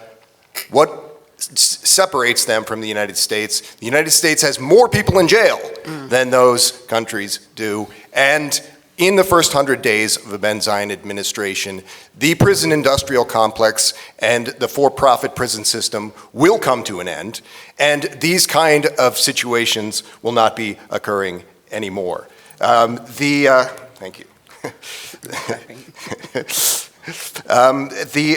It's also a feature of the futurist New Deal that we will legalize sex work and decriminalize controlled substances. This is an important set of initiatives that has important parallels to these concerns. But the police state of these United States is not the only concern here. I believe that the truly reliable form of justice is economic justice. And that is why the Futurist New Deal is an economic policy reform ticket, and we will advance our basic income, which is a middle-class freedom dividend, and make all of these concerns a thing of the past. Thank you. Awesome. Thank you. Brian Carroll. All good points, but looking at it as a bigger picture, we do have military secrets that we want to protect, and we don't want people just willy-nilly selling them off. So a key thing is motive. And I think in the case, we'll take Snowden, his motive was to report to the American people what was going on. And that's an appropriate motive. If somebody else had done a similar thing for money, no, I'm not going to allow that at all. We have a tradition of freedom of the press in our country going back to the John Peter Zenger trial that basically said, you can report anything if it's true. You know, your defense is it true? And today we have many areas where people have been imprisoned because they offended powerful organizations. And that's where we need to step in and say, no, we protect everybody, and especially if it's true, that's your protection. One case right now in San Francisco, David Dalladin, who did the undercover films on Planned Parenthood. And the California law says, and it was designed to protect people going into slaughterhouses to report misuse there, and the law protects them. They have the right to go in and report on that. And yet when the same thing was done to Planned Parenthood, David Dalladin and Sandra Merritt were put on trial, and they're facing some very stiff fines. Thank you. Christina, I would like to respond. Oh, please. Go I want to respond to something that the gentleman from the Constitution Party said, which is the national security argument. Let's put this in some real perspective. The Patriot Act, which I have openly opposed since its inception, has been used about 100 times as often for drugs and sex work as it has been used for anything even tangentially related to terrorism. When you wrap yourself in that, when you take an oath that this is for national security, then there is a burden on you to use it for that and nothing else. And in my view, the United States government failed in that. They pushed the boundaries far past the agreement. The agreement that they made with the American people was that we're going to use this for terrorism, and they did not hold to that at all. So when that side has completely breached that contract, when somebody tries to bring forth that truth, which is what Snowden did, yes, he broke one promise, but after the government had broken a far bigger one, which is why I will absolutely pardon him on my first day. Thank you. Any others? All right, we're going to move on to our fifth question. Arvin, you'll start off with answering this question. And regarding Julian and Manning and Snowden, I do foresee one day candidates being elected on all levels, federal, state, local, sort of candidates that are not beholden to powers that be and big money, but that are beholden to the people. And I foresee those candidates supporting releasing clemency of people who truly should be free and have really done nothing wrong. Just had to, very personal to me. Fifth question, we're going to move on into the world of electoral reform. A world-renowned election law expert and really a mentor and hero to myself, Richard Winger of Ballot Access News, submitted that as a question. And he has been an individual who has testified in well over 300 cases or more to better our election laws throughout the United States. And because of him, our ballot access laws, restrictive ballot access laws, have reduced by over 1/3. His question is, have you ever personally done any political activism to improve the nation's unjust ballot access laws? And you're welcome to elaborate if there's other electoral reform issues as well beyond ballot access. Feel free if that's something you would like to add into that question. But I wanted to recognize Richard Winger of Ballot Access News being a huge supporter and helping reform our electoral system. So respect to him. This is his question. Arvin Vohra, please. While on the Libertarian National Committee, and also before, I campaigned tirelessly against current ballot access laws. And I want to illustrate some of the absurdities that we have today. In my home state in Maryland, we have to get thousands of petitions. I believe it's something like 10 or 20,000 petitions. But we actually need to collect more than double that number to get approval. In Maryland, if when you registered to vote, you included your middle name, and then when you signed the ballot, you don't include your middle name because you just don't remember what you wrote, that ballot doesn't count. And there's a whole slew of other kinds of just horrific ballot access abuses. I want to take us back to what ballots used to look like and what I believe they should look like today. They look like a blank sheet of paper. You wrote on your ballot who you were voting for. Now, some of us might say, but people won't know who to vote for. They won't know the names. They'll be checked out. Indifference is the most powerful tool of any authoritarian repressive regime. And the fact that they've created a ballot designed to make us ignorant, designed to make us indifferent, designed to create a world where most people can't name their state senators or congressmen or anything like that, their thing is working. So when it comes to ballot access, here's what I believe. I believe there should be no state ballot. I believe it should be a blank sheet of paper, and you write on that paper who you support. It should be an active, engaged, intelligent, informed process. And if we can get ourselves there, we can absolutely use our own power to set ourselves free in our lifetimes. J.R. Myers. Well, I've in the past lobbied the Montana legislature and the Alaska legislature to try to lower the ballot access requirements for political parties. But most of my work has been in gathering signatures and just in activism of that sort. I helped to get the Libertarian Party on the ballot in Montana initially back in the 80s and then kept it on the ballot as an officer on the executive committee and eventually as the chairman. They were about to disband the party, and I stepped in to be chairman to prevent it from being disbanded back in the 80s, actually. So, and then I also was involved with the Reform Party and had to go to court to secure some of the rights for the Reform Party in the year 2000 in Montana. There are a lot of issues that intersect with ballot access, and yeah, it's just a complex thing.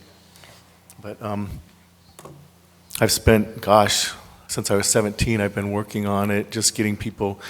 The biggest problem is apathy, the apathy of the public. That's actually the biggest problem. And the media has been complicit in that because they've convinced people that either their voice doesn't matter or that somebody else is going to represent them better. And yeah, so that's about all I have to say on that. Thank you. Well, thank you for your efforts and your work with ballot access. Eric Gerhardt.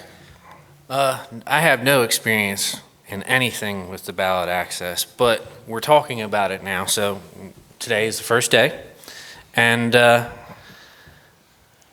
fact that they can change the requirements during election cycles and even after, it just shouldn't be allowed, because they're just going to raise the bar so that you keep the little people out, the people with the voices and the people with the heart to do the right thing.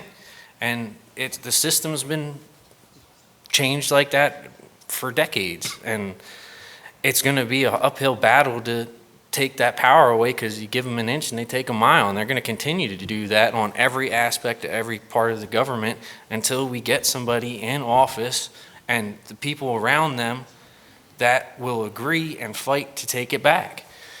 And we just got to continue on what we got to do, and the more people we get involved by speaking about it and bringing the topics to the light, like I said, we got our small little soapboxes. Everybody's watching online. Not all everybody here is watching this. There's thousands of other people probably watching this right now.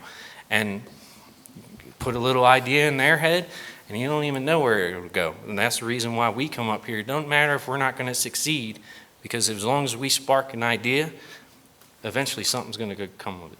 Thank you. Thank you, Eric, for being here today and learning from these individuals who have been throughout this political process, and with ballot access, we'll have a lot to teach you, and all of us, I can tell. Charles Kraut, please. Well, living in Virginia as I do, Virginia is a two-party state only and refuses to acknowledge that there is any other party. That makes it a little bit difficult. But I have had a little bit of experience working with some friends in the Republican Party to do away with what's called the Incumbent Protection Act.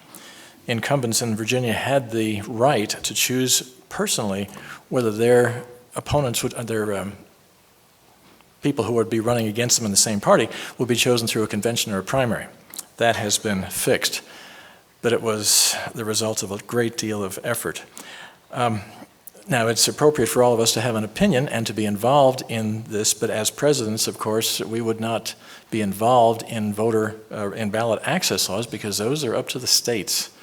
And that's part of the genius of the Constitution in allowing the states under the 10th Amendment the freedom to choose many things on their own and to make each of the states an experimental laboratory whose results other states could emulate if they found those things to be worthwhile. And the combination of the various states working together and forming various organizations, alliances, and such to reform and to improve their own systems of governing is very, very beneficial. And as I say, it's part of the genius of the Constitution, so I'm very grateful for it. Thank you. Sudinan Moya Wasifa Curry.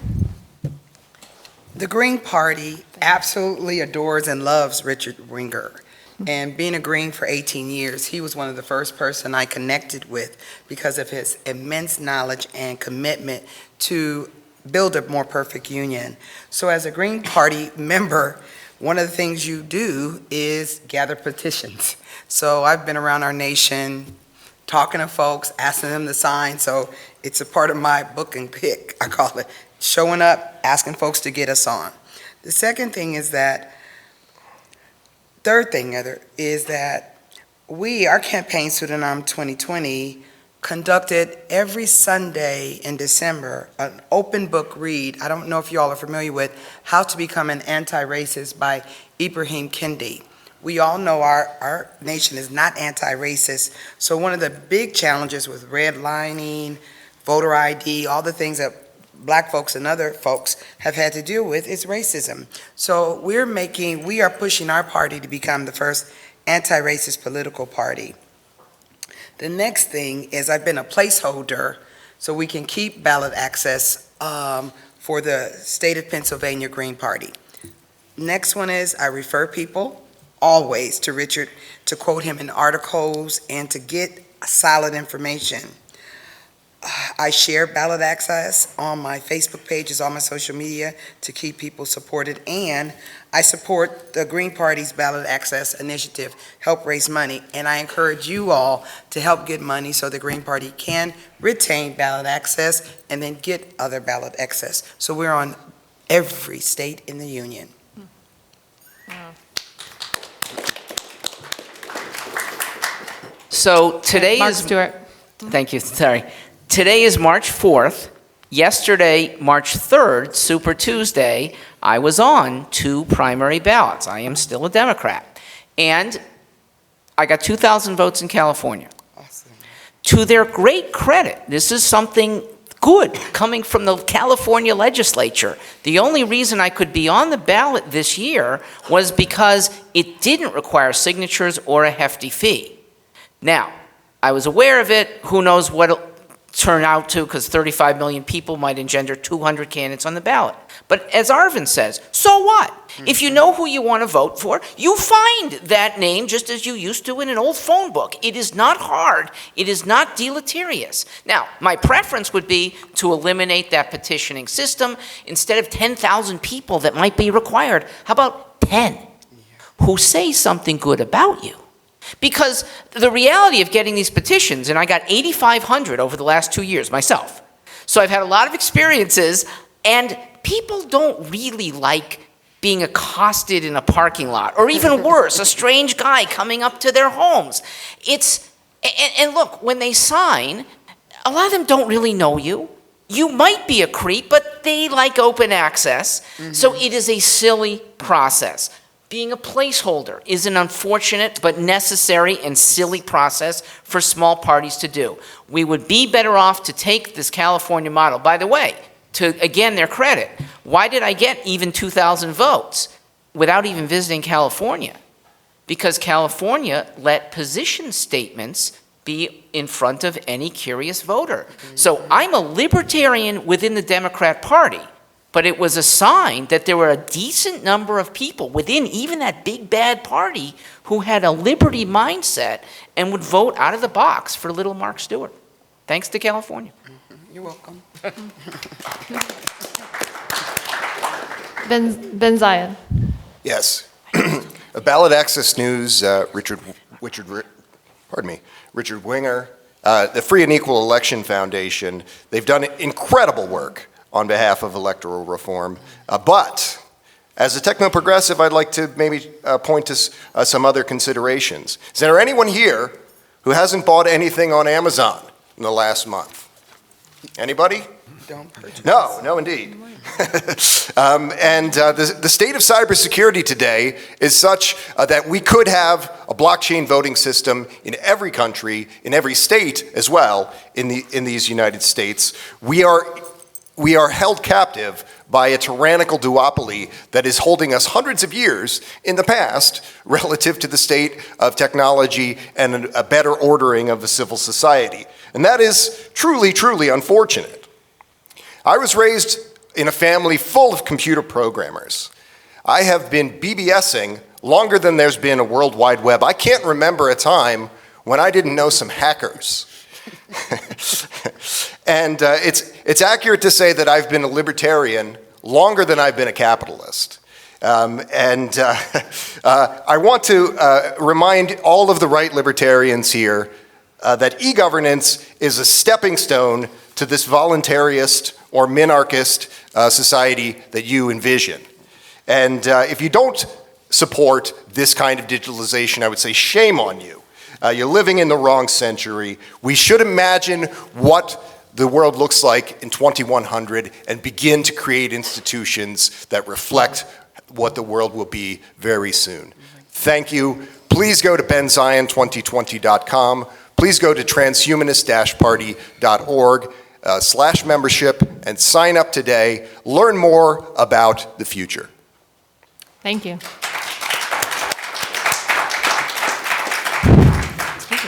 Brian Carroll. A key part of ballot access is increasing voter participation in any way we can. And as a school teacher for over 40 years, I taught over 4,000 students history and civics, and I preached voting. I remember back about 1980, there was a student named Martin who asked me in class, why had there never been a Mexican president or even a Mexican on our school board? And I told him it was on him. His generation had to grow up. They had to vote in larger numbers, and I lived to see him president of our school board. So that would be the first thing I would say. Secondly, as a journalist, mostly writing for the kind of paper you get at the market on the counter, but I have written over and over again through the years on topics of importance of voting and civics and participation, and always preached participation. That's the key thing. Everybody needs to get involved, and we need to open the system up so everybody can get involved. Then in 2016, I helped bring the American Solidarity Party to California. I was on the first committee to organize and pass bylaws, and obviously every third party up here is involved in getting better access. And then in 2018, I ran for Congress against Devin Nunes. He beat me, but we got our story in front of people, and it brought some people back in that maybe hadn't voted in a while.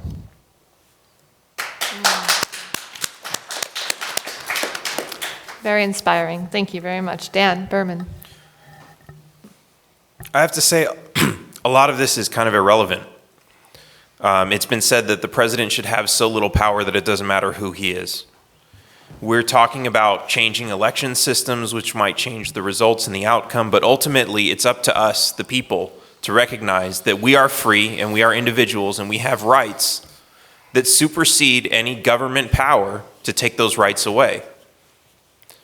We elect leaders and they pass laws, and we sit here when the police knock on our doors or pull us over while we're driving and say, oh, you didn't use your blinker when you made that turn, therefore we're going to extort hundreds of dollars from you. It doesn't matter how you voted.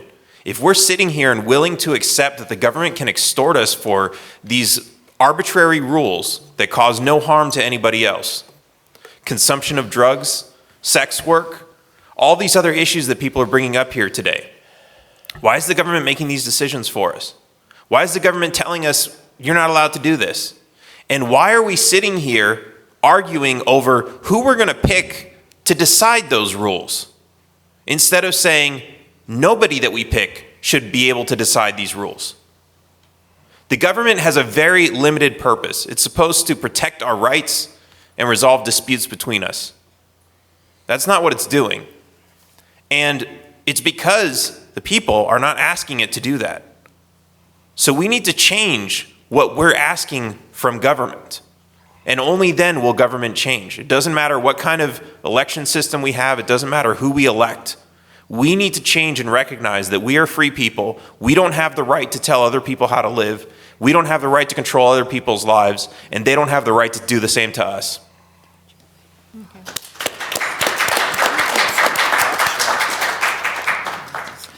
Ballot access is a near and dear topic to me. In 1998, my father, who's here in the audience in the front row here, Jim Tobin, my dad, of Taxpayers United of America, president, founder, he ran for governor as a libertarian candidate. And I saw firsthand what the system did to wrongfully keep a candidate, accountable candidate, off the ballot. I've since seen that happen to many more. I learned that in Illinois, you have to have 25,000 signatures to get on the ballot for governors, a third-party or independent candidate, while it's only 5,000 for Democrats and Republicans. Yes. And on a presidential level, you have to get 800,000 signatures to run as an independent for president. That costs 7 to 10 million, maybe upwards of 20 million if you file last minute. It's only 25,000 signatures, give or take, to run as a Democrat or Republican. These are numbers I've gotten from Richard Winger of Ballot Access Yes. News. So I am so grateful to have all of you, because it really does stem from Ballot Access having organized and gathered millions of signatures to get candidates on the ballot across the political spectrum. I knew there'd come one day where there would be a need for a platform like free and equal elections, more than ever, a platform that's for the people to help give more voices, more choices to the people. So thank you. It's nice to know candidates like that are out there, like you, because that's what keeps me going, that's what keeps the people going, and for the people on the live stream to see that there are so many more choices than what the two-party system shows us on their Commission on Presidential Debates platform, their DNC debate platforms, and so on. So I just thank you so much for all of your great work. Candidates. Sixth question, J.R. Myers, real time we got on social media here. In light of the coronavirus crisis, quote, crisis, please share your opinion on mandated vaccinations and or other mandated medical procedures. So J.R. Myers, please. I'm against any mandated, any mandated medical procedures. I believe in informed consent and free-willed consent. So mandatory vaccinations are anathema to civil liberty, I believe. Why should the government have that power? I believe that they may try to use this fear to gain more control. That's what I fear, that they're going to use this coronavirus crisis. Let no crisis go to waste, remember? So I'm kind of apprehensive about some of the repercussions we may see from this pandemic that's just being realized in our midst now. So. Thank you, J.R. Eric Gerhardt, excuse me. Well, with the coronavirus, I mean, how are we really supposed to know what the actual numbers are? I mean, multiple people die of the flu every year. Are they adding those numbers into there? Are the tests truthful? I mean, from what I heard, the tests are false negatives, so they don't even know if they have the right results. They don't know how many people there are. China's not releasing the actual numbers either. I mean, it could be like he's saying. It could be a national security thing. It could be just a big democratic scheme to tank the economy so that Trump doesn't get reelected. I mean, they could be playing a global scale game. I mean, that's probably what it's going to pan out to. I mean, but you address the issue as a president of the United States. You stand up, say there is a threat. You tell the people to be aware. Wash your hands, perform the proper procedure to keep yourself clean and not infect other people. Keep the threats down. Granted, hopefully there's no great quarantines like they're doing across the seas, because you're never going to lock Americans down, and people are going to move around and do what they need to do. But who says it needs to flare up? With the knowledge that they give you and just being aware, we can handle this ourselves. I mean, the government's not going to step in if something goes haywire completely anyway. I mean, it's going to be 12 months out before they have a vaccine, supposedly. So it's up to us to handle the situation. That's what we're going to do. All right. Thank you. And so do you support mandated vaccines or not? No, you shouldn't have mandated vaccines, because, I mean, it just creates more I'm getting choked up. It doesn't actually stop viruses from coming in. The body has its natural immune system. I mean, that defends against it. You put antibodies in through the vaccines that they don't have. But if you get the virus, if it works itself out. Thank you. Okay. Charles Kraut. This is a troubling issue for me. I have a very good friend who had a perfectly normal and healthy son who they took to the doctor for his vaccinations and 2 weeks later developed severe autism. This despite the fact that our government insists that there is no danger to vaccinations. I watched a report from a conference on vaccination just the other day, and it was admitted that because of the many different types of vaccines in use today, the live, the dead, the so on and so forth, and the different preservatives and other compounds that are added into them to make them active at a certain period of time, there are substantial risks associated with them.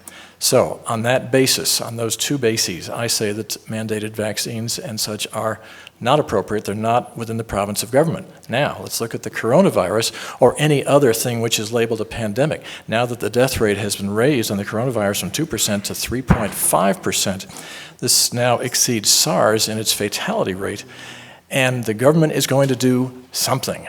And when the government does something, it's often the wrong thing. We got the Spanish influenza in 1918, 1919 because we brought the troops home from Europe, which killed millions of people. We can't trust the government to do it right. Look at the Diamond Princess. Look at the incident there. The first thing they should have done, not our government, but the Japanese, would be to remove all those people and isolate them instead of making that a petri dish for the spread of the disease. The other part of the question is, will the power that the government takes in addressing this crisis be sunsetted after the crisis is over? And that's always a threat. That's the problem with the Patriot Act as well. I totally agree. The Patriot Act is a disaster. And not because of the reasons mentioned, but also because of asset forfeiture. And that's a different topic, which I hope we'll address later on. Thank you. Thank you. Suriname, Moyawasife, Curry. Yes, please. Curry. All 50 states require that children be vaccinated in order to attend public school. I am one of those Head Start children that got every vaccination, and as an adult, I take every one, but nothing should be forced on anyone. People have a right to their philosophical and religious preferences, so I'm against forced vaccinations. That said, I take every one. It has not affected me, but I have experienced close relatives and friends, children have very bad reactions and consequences. So I was mentioning to Mark that polio vaccination has been very powerful and positive. So this is one of those honest conversations we just have to have. So if people have informed consent and people have a right not to. But there's a lot of science and technology that we can use now to advance our understanding about disease and issues. We cannot pretend that this will not hurt people.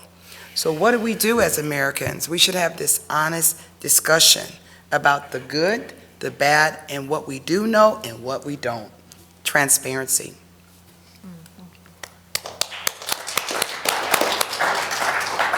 Thank you. Mark Stewart. Ms. Tobin, your question is yet another reason for choice.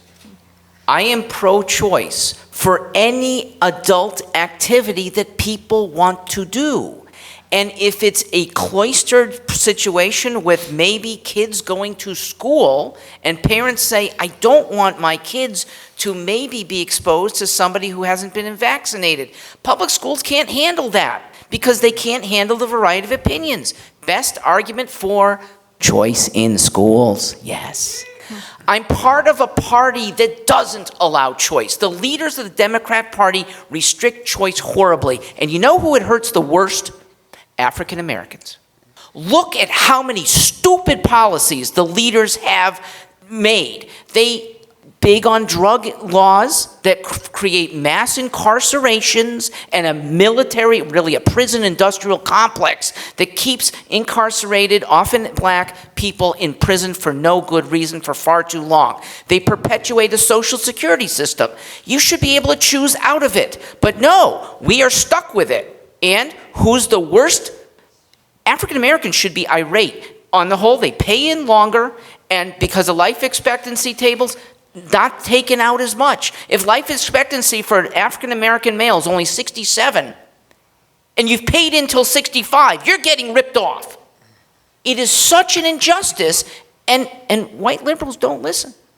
You know, others that the my party unfortunately does, they don't give you choice in labor relations. There shouldn't be a minimum wage. The high minimum wage is what keeps kids, often again black kids, who could use a job more than an extra couple bucks an hour. A job is an opportunity. A job is a stepladder. And Bernie and those leaders won't help kids on the first rung of a ladder that's more important than a few more bucks an hour.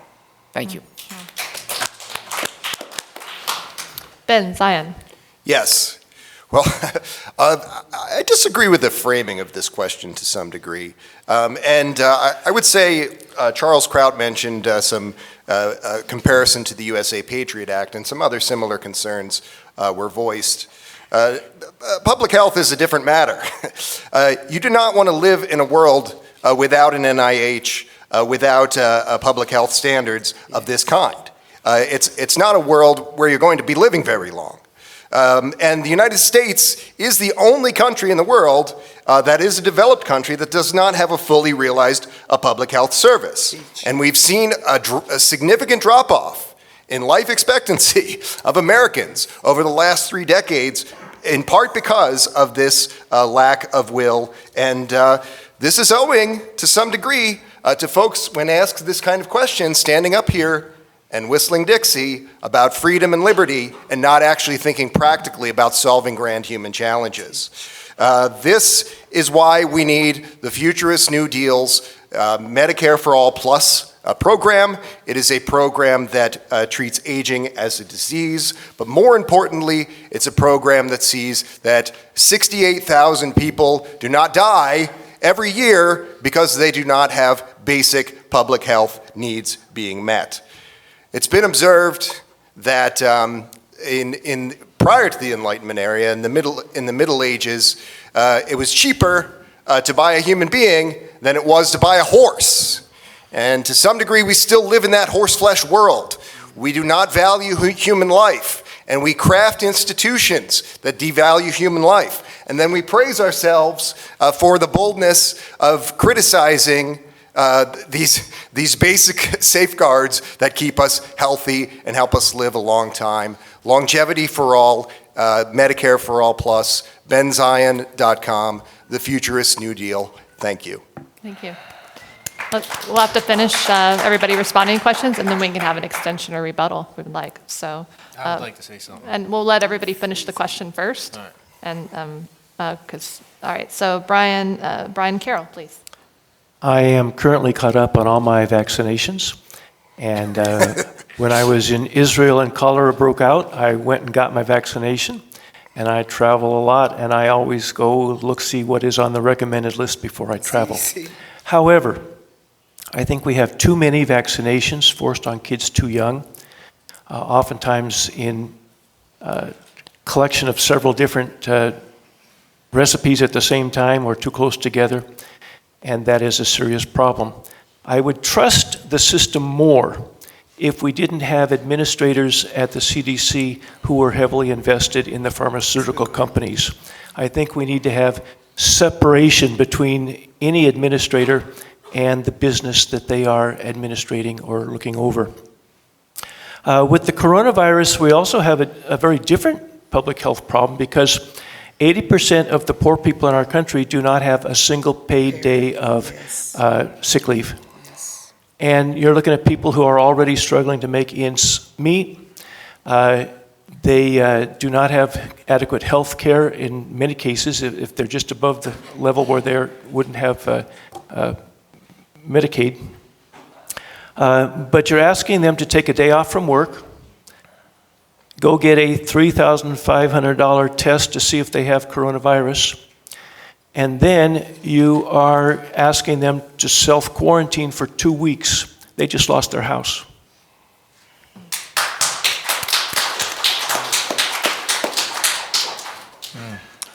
Dan Berman. So I actually want to add to that. We've got huge issues with cost of living and cost of healthcare in this country, and that's because of the government, the same government that wants to mandate vaccines.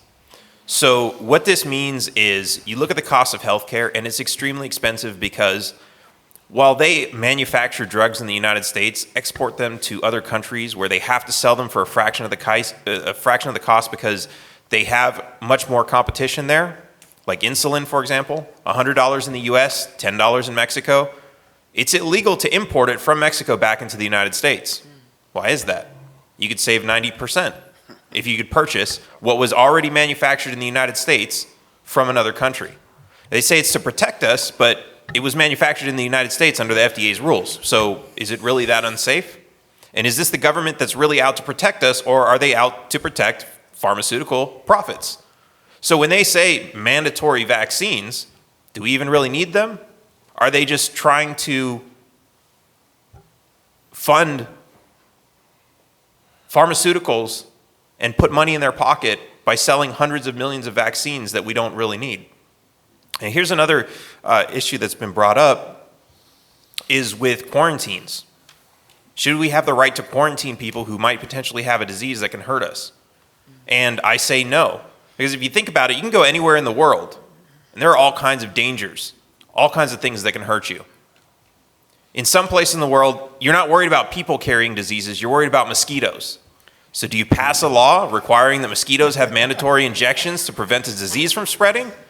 Or do you put up mosquito nets and do whatever you can to protect yourself from the dangers that there are in the world without having to go through some legislative process?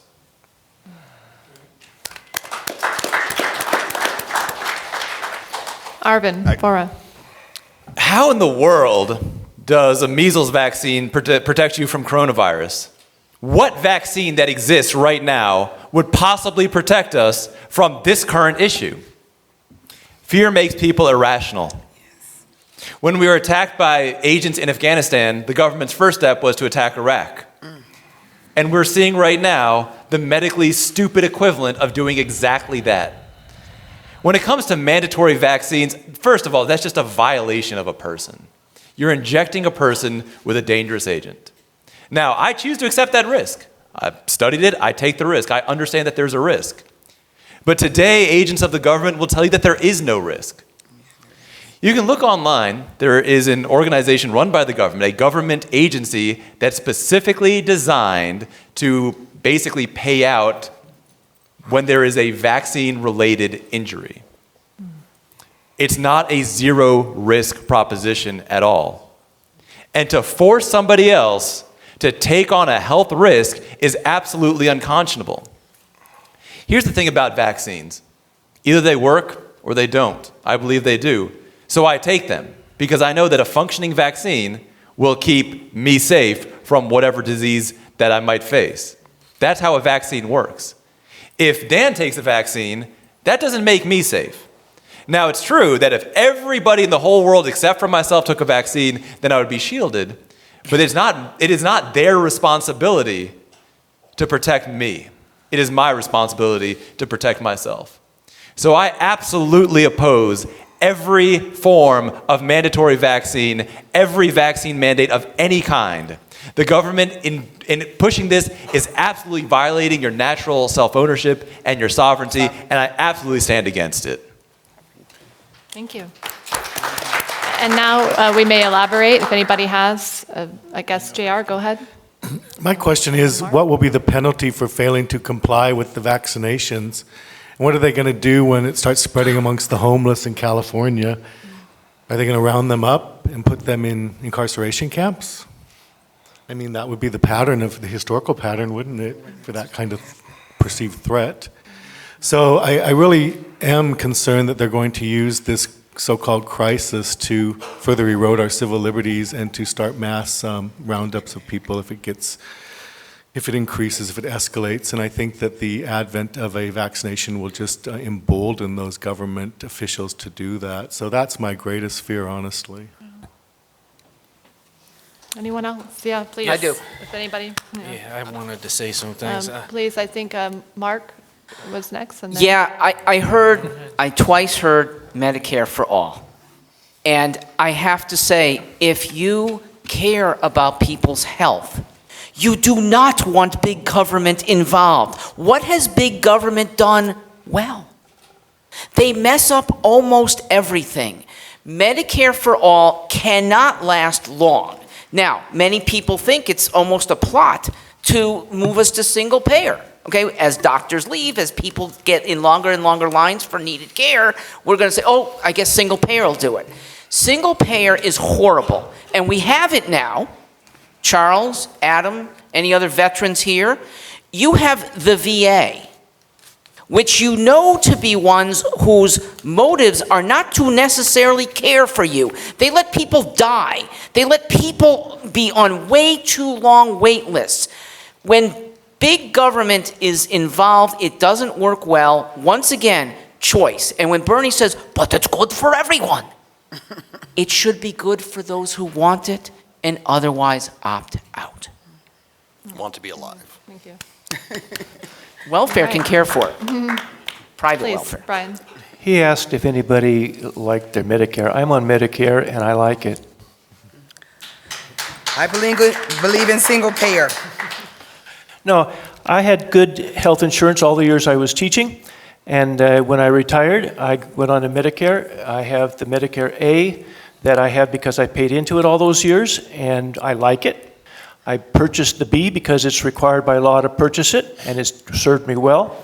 I have elected to buy D and F, which I think even when we get into Medicare for all, there will still be the need for better policies for those who can afford it. But when we have 80% of the people can't take time off from work, and those are our food service people mostly, Workers, that's public health. teach. Do you want somebody making your sandwich who's got coronavirus? No, it is public health to take care of all of us at a certain level. But your very good plan, which you funded well, is partly funded would by this younger be- people. Mark, this would be your third rebuttal? Is that allowed? Just your third and final one. Fine. Okay. It's important. You might have paid for what you're getting, but right now, younger people are no way going to get what they have been paying for because they've been supporting a baby boom generation that it cannot pay for itself. Even if we didn't have a Warren or a Sanders boosting us by 90 trillion over 10 years, the current as we go policy is going to put people who right now are 25, got some in the audience, by the time you're 55, you're going to be looking at a 65% tax rate to cover all the debts we've incurred. Just make it Medicare for those who want it. If you really trust your government to get you through, and you clearly do, fine.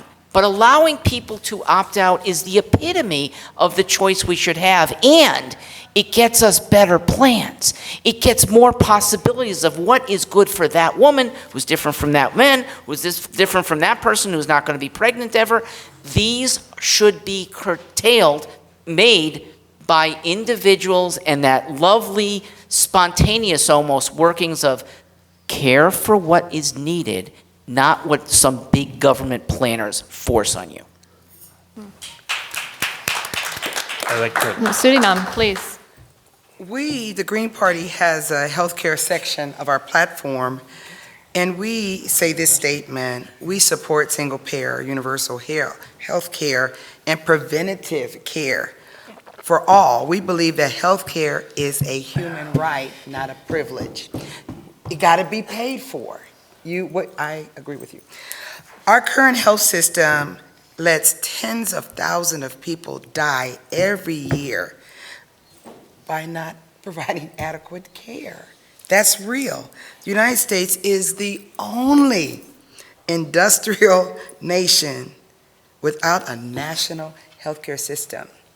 I happen to have lived abroad for the majority of my adult life, and until the Affordable Act, I struggled, but anytime I'm out of the U.S., I'm doing good. So I must say that no, single payer is a good thing. And I'm glad it exists, and we push it on our platform. I'll post it so folks can read it on the debate page. Thank you.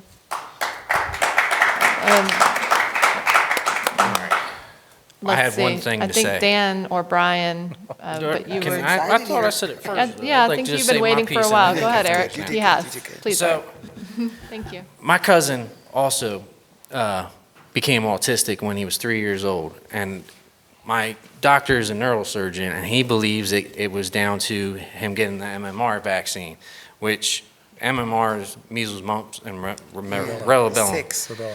And rubella, it was a disease that people got in the 60s and 70s that caused them to lose their child. It was only about 60 to 100 people a year would lose their child to it. It's almost a non-needed vaccine. Plus, they give them in the 3s. So there's been studies that if you take them one at a time over a few weeks, the effects aren't so much because you're not putting so many heavy chemicals right into your body that you get the lead poisoning that causes autism in the brain. Mercury. It was close. But there's simple steps that could be taken to spread it out a little bit farther. Granted, the only reason they're bundled together is so that the pharmaceutical companies get to charge 3-4 times the amount that it actually costs. Thank you so much for that. Anyone else? Let's see, I think we were probably Dan, then Brian. That works? Okay. So I want to address two things. One is healthcare. Healthcare, yes, it's a human right. That doesn't mean that somebody else has to pay for it. It doesn't mean zero cost of acquisition. It means if there's a doctor here in the United States and they came from Japan and they're not licensed in the United States, you should have the right to go to them for treatment. But it's the government who tells you, no, you can't see that doctor. It doesn't matter how qualified they are in another country. Then I also want to address that the cost of Her turn. Just a moment. The cost of living. We talked about having to take a couple days off of work and losing your house because you have to take a couple weeks off of work if you're sick. That's not part of the human condition. That's not part of the human experience. That's something new. Go back a couple thousand years. Were people really worried about, oh my God, I'm going to have to take a week off of work. I'm going to lose my house. No. This is all a system that's put in place by taxes and regulation. You look at your rent. If you're just renting a home, 20 to 50% of your rent is going to taxes. It's going to the government, and we complain about the rent being too high. This is why we don't have a system. We shouldn't depend on our jobs 24/7 to work so hard, especially when all of these jobs are being replaced by so much automation. We should be working less and afford a higher cost of living. Thank you. And Brian, thank you for waiting. Yeah, we have just uncovered the major difference between the American Solidarity Party and the Libertarian Party. Because the American Solidarity Party believes that there is a proper role for government. Yes. That some things are done better by government, some things are done better by private industry, some things are done better under individual initiative. But public health is public. And you don't want the people who are serving your sandwich to have the flu, any kind of flu. And when we have the only industrialized country in the world that doesn't have a government health care, and somehow Germany has been able to keep it solvent since Bismarck, I think we can do the same thing. Please, Arvin, this is your third and final rebuttal. First of all, Germany and France can do that because we are paying for their military. We are giving them military welfare. The second thing is, right now, the government is massively driving up the cost of healthcare. Today, the best doctors from Japan, Switzerland, and Germany are not allowed to practice medicine in the United States, thanks to your government.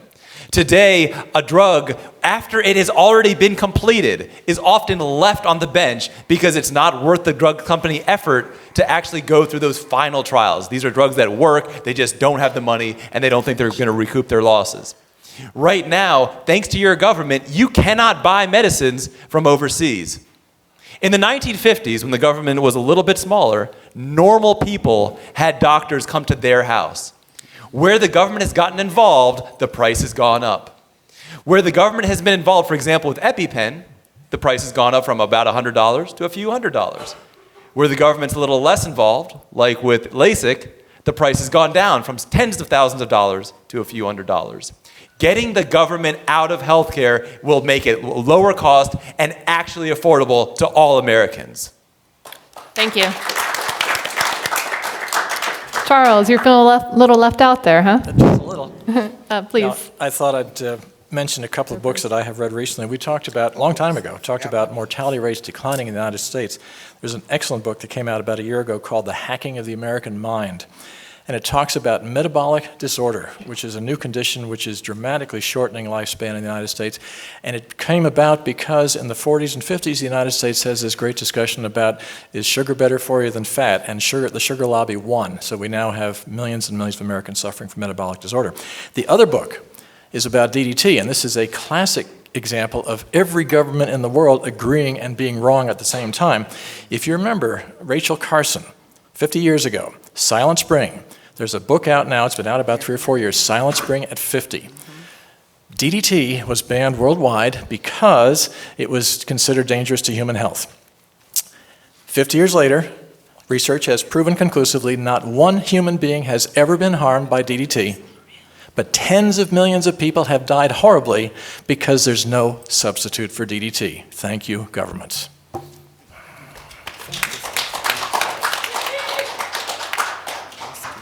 Anyone else? All right. Go ahead, Ben. Thought there might be one more. Please, Ben Zion. Dan, Arvin, we've spoken before. We're friends. But you're pointing out that a few Swiss doctors are not practicing medicine at the highest level. And this is an argument for why 68,000 people in the United States should be dying every year. I mean, there's 2 or 3 people on this stage who seem to be making any arguments at all for what we as a civilization can accomplish. Why are you guys running for president talking about all the things that we could never possibly do? This is something that every developed country in the world has been able to accomplish. And there's not a lot of right libertarian tears in the beer in those countries. This is a product of some serious brainwashing that we think that we cannot have Medicare for all. And the futurist New Deal, Medicare for All Plus, goes well beyond that, using emerging technology to create greater efficiency in those systems and see that no one falls through the cracks. People are dying, folks. This is not a joke. It is not something where we talk about abstractions like freedom and liberty and ignore the real problems at hand. Thank you. All right, well, isn't this beautiful? We have such differences in viewpoints, but everybody respects each other's time and space. Isn't this refreshing? I think it's beautiful. So thank you for your kindness to one another, no matter how diverse your thoughts are. We had a moderator, our moderator in 2016 for our presidential debate was Ed Asner of the Mary Tyler Moore Show, Lou Grant. And his son, Matthew, has been diagnosed with autism. And he has created the Ed Asner Family Center.org. You can go on Ed Asner's FamilyCenter.org and support those that have autism. He is a strong advocate against vaccines as well. So very interesting to learn a lot from you. I'll be sure to share this clip with him as well on this question. We're going to go into one more question. I can squeeze it in, and then we'll have closing statements. And I wanted to remind our online audience, our audience here in person, candidates, I mean, if you want to vote for yourself, I won't stop you, but at the conclusion of the debate, we will ask our audience to vote for their favorite candidate. On this panel, we're going to do it for both of our debates today, but here, using an alternative voting method known as approval voting. This poll is sponsored by the Center for Election Science. We have Aaron Hamlin somewhere in the audience, or maybe stepped out for a moment, and it's available at freeandequal.org, so you can go on there and vote through approval voting, an alternative voting method, right? Decide which candidate you feel won this round of debates. So going on to our final question, we're going to go with Eric Gerhardt. You're going to start on this one. Are you aware of what blockchain voting is? And do you see it as a valuable tool for reforming our electoral system? Thank you. No, I am not. Like I said before, I believe that having more transparency and fixing the fundamental issues that we have already that we face need to be addressed first before any type of new voting is actually implemented and actually used to be accurate and get the results that everyone intends. Everybody has the great ideas to add something new. When you fix the flaws in the first part, and then just try other things, and if it comes out to be better, like we were going to do this new voting here, say the results come out in the favor that would be beneficial to everyone, then it could be looked into. Thank you very much. Charles Kraut. I'm familiar with blockchains because I, myself and my clients, trade cryptocurrencies. It is a very valid method of doing certain things, but I believe not nearly as many things as people claim they can. And again, it's something where the technology will settle itself over time. My other concern, though, is that, all right, if we have blockchain voting, that means that we're still going to have polling places where your ID has to be verified so that you're only voting on the blockchain once, because there are so many people in the cemeteries who, as soon as they die, turn Democrat. We need to fix that somehow, and that's been a very, very long history. Or there's the vote early and often movement, which is really coming about in Virginia right now. Or the no photo ID required to vote. It's nice to have the security of the blockchain. That would be a dramatic improvement in the quality of election tallies, but it does not necessarily address, and I'm sure they've got an answer for that over there, not necessarily address the other problem, which is the security of the voting place itself or the means in which the votes take place. In other words, if you haven't been able to physically verify who that person is and then preclude him from voting again in the same election under another name or under some other means, then the blockchain is not going to necessarily provide any additional benefits. And Virginia has just done away with all of that as well. The new law that they just passed says that if somebody votes in your name before you get to the polling place, their vote counts, and yours, when you show up, is only provisional because there's already a valid vote in place, so you've just been robbed of your vote. And I wish that the blockchain could prevent that. I don't know that it can. Thank you. Suriname, Moyawasife Curry. Thank you. Blockchain has right now a lot of vulnerabilities. Doesn't mean we should discount it, but let's just be honest about it. With e-voting, it's contextual and structural.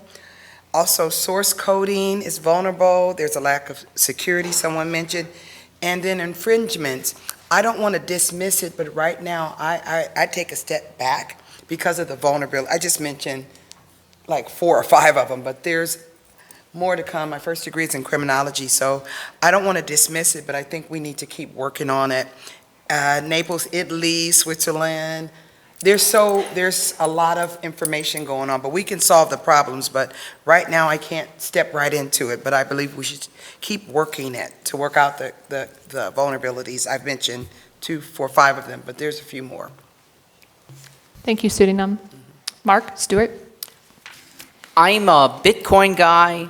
I am an Airbnb guy. I'm a Survey Monkey guy. And what I know of blockchain, it is an improvement. I'd like to talk about an even bigger improvement to our electoral system. It would be the destruction of the 2 old parties only. That a lifting of all the other parties you see represented here as major, because our thoughts are just as good. Our energy level is probably even better than Joe Biden's.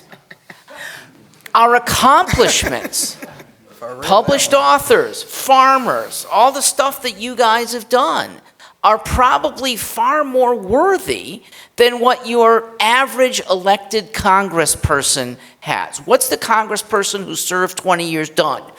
Compromised, twisted, maybe taken money from outsiders, certainly taken money for just public speaking when they don't really worth anything except to bribe you.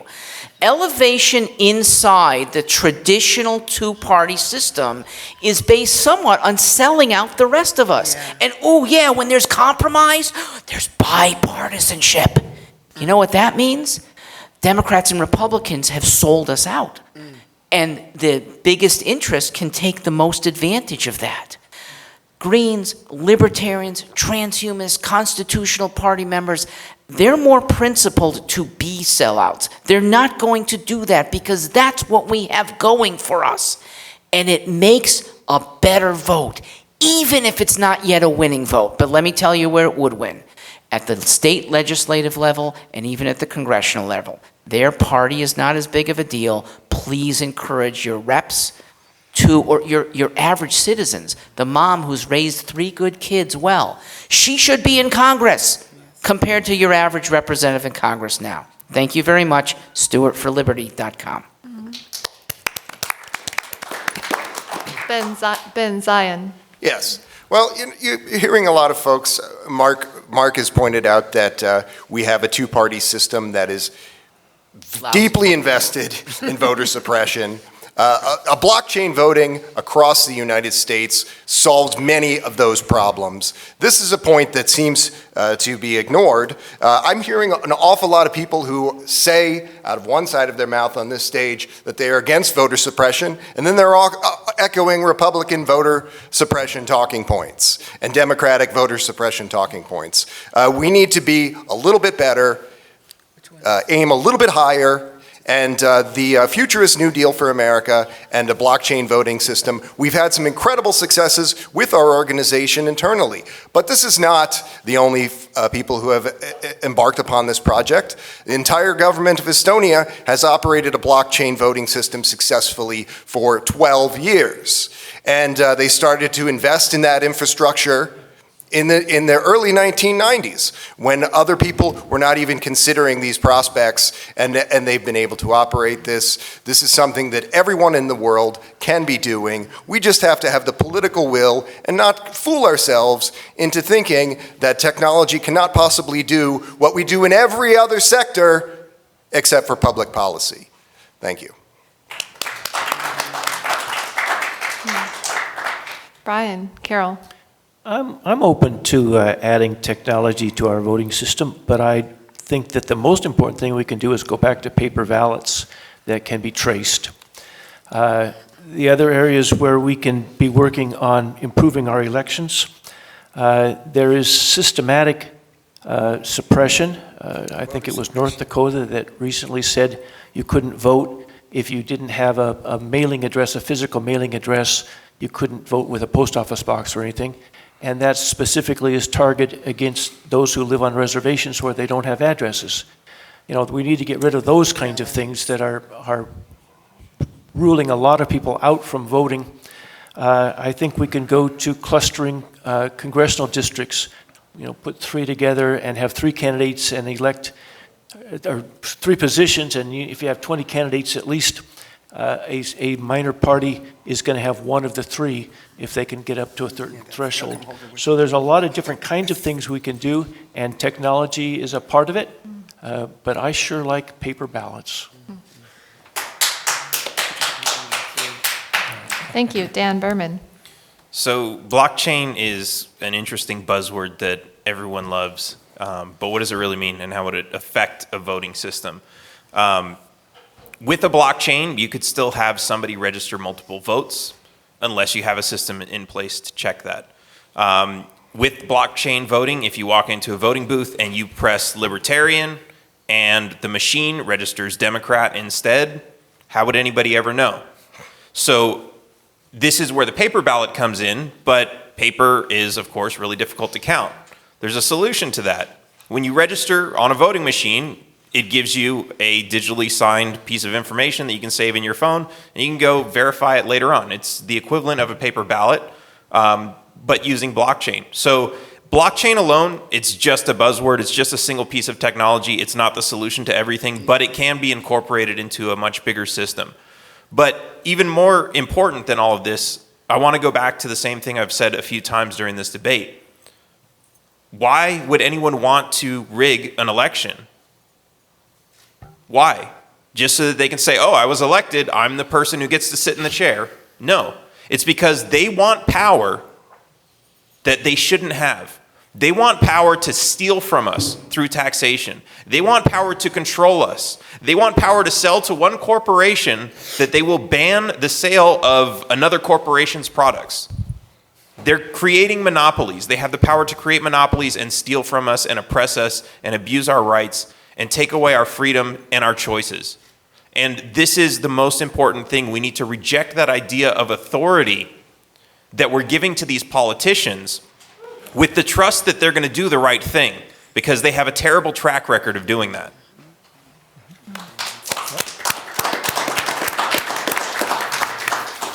Well said. Arvin Vora.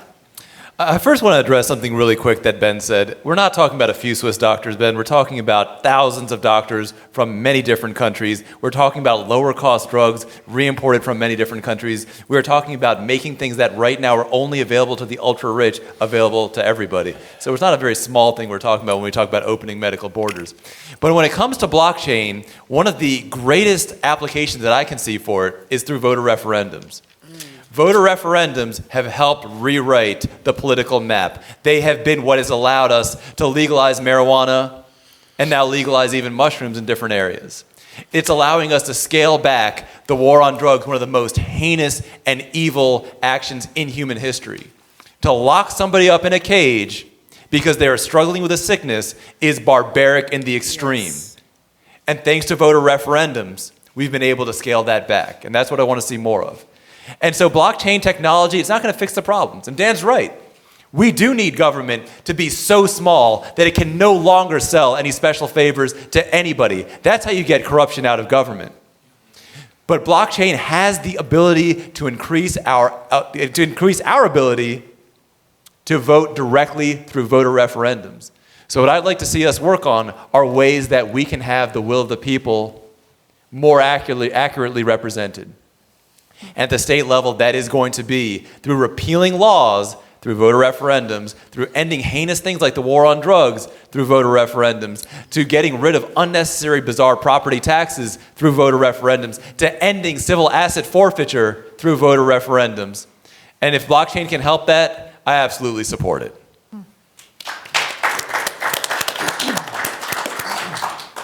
J.R. Myers. Well, honestly, I'm not that familiar with blockchain, so I understand the basics of it, so it could be helpful. I'm all for utilizing technology to advance our electoral system, but we still have to have the paper ballots. I agree with that as well. So maybe a merger or marriage between the old technologies and the new.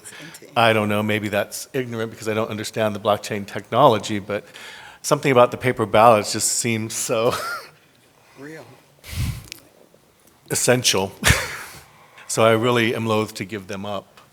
Or, well, I want to bring them back, actually.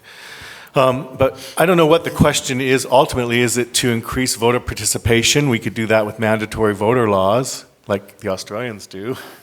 I don't know if that would work either. Most people aren't voting because they don't think their vote matters, as we've talked about before, where they're frustrated they're not able to cast the vote for who they want or what they want. Maybe this blockchain thing would be good for referendums and things like that. But the people have to be convinced that their votes actually do matter and that, you know, they're going to elect leaders that are going to represent them with fidelity. And that's what we're lacking, is that confidence. We've lost confidence in our institutions, all of our institutions really, but certainly our election system and our political system. So we elect people, then they govern the opposite of what they promised during the election campaign.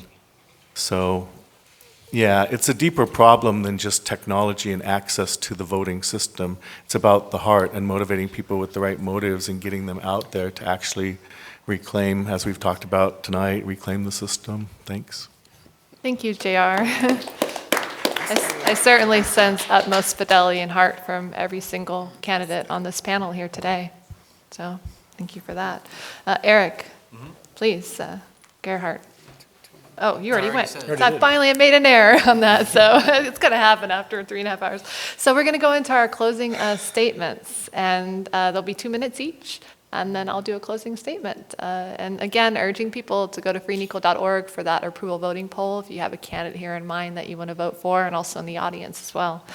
So please, Charles Kraut with a 2-minute closing statement for each candidate. May I use one of my rebuttals for an extra minute? Okay, never mind. Yes, actually you can. I already went with that flow, so okay. Yes, you may. Mm-hmm. Thank you, all of you who have participated, those who have invited us here, those who are involved in this. This is a very important format, an important venue. I appreciate the enthusiasm, the ideas of all those who have participated in the debate today.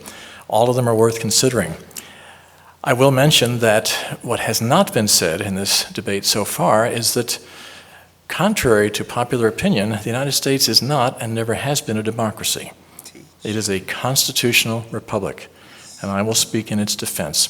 And I will ask you, again, I have lots of information on the table outside. Please help yourself to it. Also, if you would, please visit cwk2020.com. That's my website for the campaign. I believe in America's potential. I believe that our Constitution made possible the greatest, freest nation in the history of mankind. The founders left it up to us to decide whether we would be grateful for the blessings of freedom and work to preserve and protect them, or whether we would succumb to human nature and allow freedom to fall through our apathy and indifference. The United States has abandoned the constitutional path and pursued instead of the path of progressivism. Since the progressive movement began to gain traction a century ago, many of our freedoms have been lost. Our natural rights given to us by God have been replaced by human rights given by government and subject to repeal. I am certain that there is still time to regain our freedoms if we will work together to save our constitutional republic. For this to happen, all Americans must become better educated in the principles embodied in the Declaration of Independence and in the Constitution, as well as those underlying those documents. We must rediscover our faith in God. We must become a nation of honest, moral, upright citizens who willingly fulfill their obligations to our families, our communities, and our nations. We must live worthy of citizenship in this great republic. We must also recognize the evils of progressivism and all the other false and counterfeit philosophies being forced upon us as a means of robbing us of our freedom. You and I are in a unique position in the history of mankind. We can continue to witness the demise of the finest government the world has ever seen, or we can become responsible citizens doing our best to accomplish a magnificent goal. If we fail, or if we do not try, what will you tell your children and grandchildren when they ask you what it used to be like to be free? Thank you.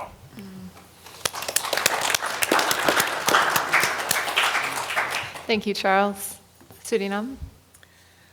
I like to thank the timekeeper. You did really good. Yes. Thank you, because I was getting a little confused. I appreciate the gentleman that helped me get on the stage. March 12th marks ADA, the American Disability Rights Enactment. There's a classic picture of folks disabled like myself, left wheelchairs and walkers and all kind of stuff, and crawled up the stage. Laws help Americans be better. So I believe that laws can help us all be better to move toward that perfect union. I also want to show appreciation for the organizers. I got scared a couple of times up here, but it's a safe place to be scared and to disagree. I didn't know I could do all of this. Thank you. But the Green Party in Germany allowed everybody to be at the table. Some folks, fortunately, thank God, the Pelofall people, dropped off. But in building a better world and a better nation, we have to listen to everybody. And that's what's not being done in our democracy right now. Truth, knowledge, and reconciliation must happen. I can't sing the song of goodness about our Constitution because I was not considered a human being. So some of this stuff, let's just get real. It could have been okay if everybody was presented as equal. So we have to be honest about the doctrine of discovery, about the take of the indigenous people's land and the use of black labor. Reparations is critical. I look forward to you all joining the Green Party so you can vote for me to get the 15% to be on that debate stage, begin with and against pushing the corporate-funded folks. Suriname 2020. Thank you, Americans.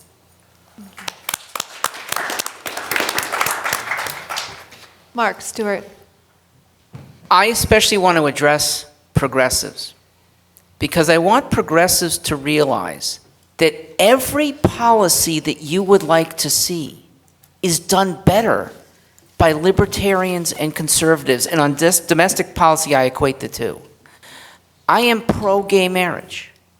in part because I want the government out of the marriage business. I am pro-choice on letting people go to the schools that they want. The government is in the way. I am pro-environment. But the best way to protect the environment is not, as Elizabeth Warren says, go big. When the government can't go big very well, it's to go small. Let small towns, which know what rivers get blocked up, what kind of emissions can handle the groundwater, what farms do. Small is more effective. And libertarians are more attuned to small. I am hopeful. So why am I still a Democrat? Because the Democrats need the most help. And I'd like to see a whole lot of us campaigning wherever possible within big parties to break them up and have our own parties show the good people. Among the good people that if I were VP, I would want on my staff, Camille Foster, Nick Gillespie, Brandon Straka, Michelle Malkin, Larry Elder, Walter Williams, Veronique DeRougy. These are principal people in every one of your conventions. Green in Detroit, in St. Louis, Constitution, in Austin, Libertarians. You guys should break out of that convention with a massive number of people who would be in charge of doing government better, whether that's expanding it or, as most of you'd like to see, condensing it. Let the Americans see that. That's what little parties can do far better than the Democrats or the Republicans. Thank you very much. Thank you.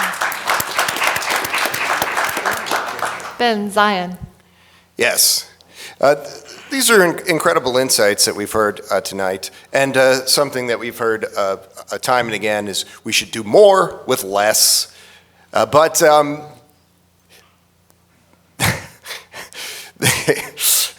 the future belongs to those who see it coming.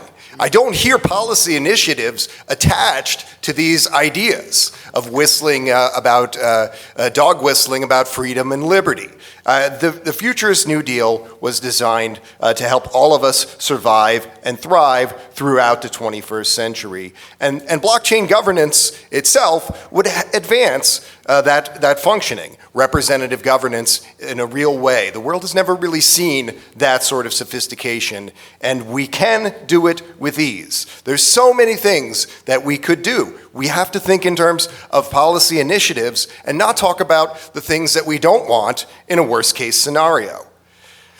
I turned 40 years old a few weeks back, and I still have 4 natural grandparents living. Needless to say, they're not young people. The grandfather that I actually knew, he wasn't biologically related to me, and he died 5 years ago, and it happened very quickly. I'd like you to take a moment, if you would, and close your eyes and think about an idea of everyone on earth living just as long and as healthily as they might ever want to. All of us have felt these losses, and for each passing generation, it's not just being unable to say goodbye. It's all of the new ideas and all of the excellent undertakings that those folks would have gone on to do. The United States Transhumanist Party is here to tell you that that is not always going to be the case, this loss. Now, we've been here for a while, and we're going to be here for a little bit longer, so I won't get into the weeds talking about emerging biotechnology breakthroughs. But I will say again, in the next 8 years, during a Ben Zion administration, aging will be treated as a disease. Everyone will be receiving health care. 68,000 people a year will not die without public health. Do I get my additional 2 minutes? You have an additional minute. Yes. It'll be off. Can we turn that off, please? Yeah, it just Entirely? hit the wrong thing. Yeah, it will.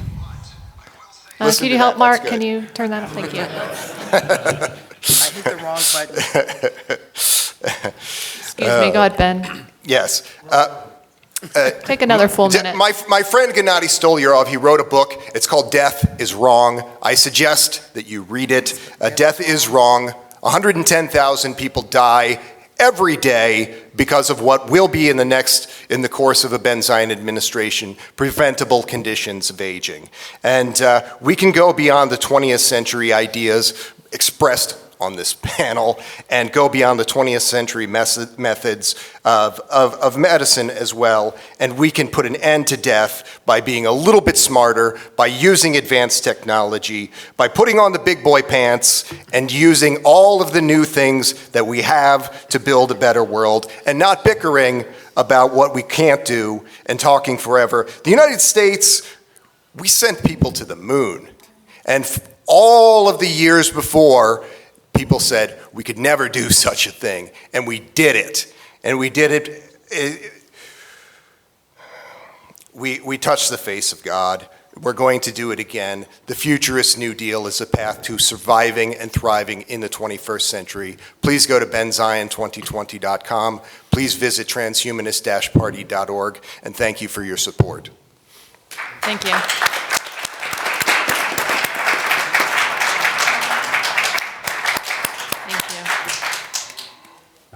Brian, Carol. I want to thank everyone who is here and everyone who is participating through the web.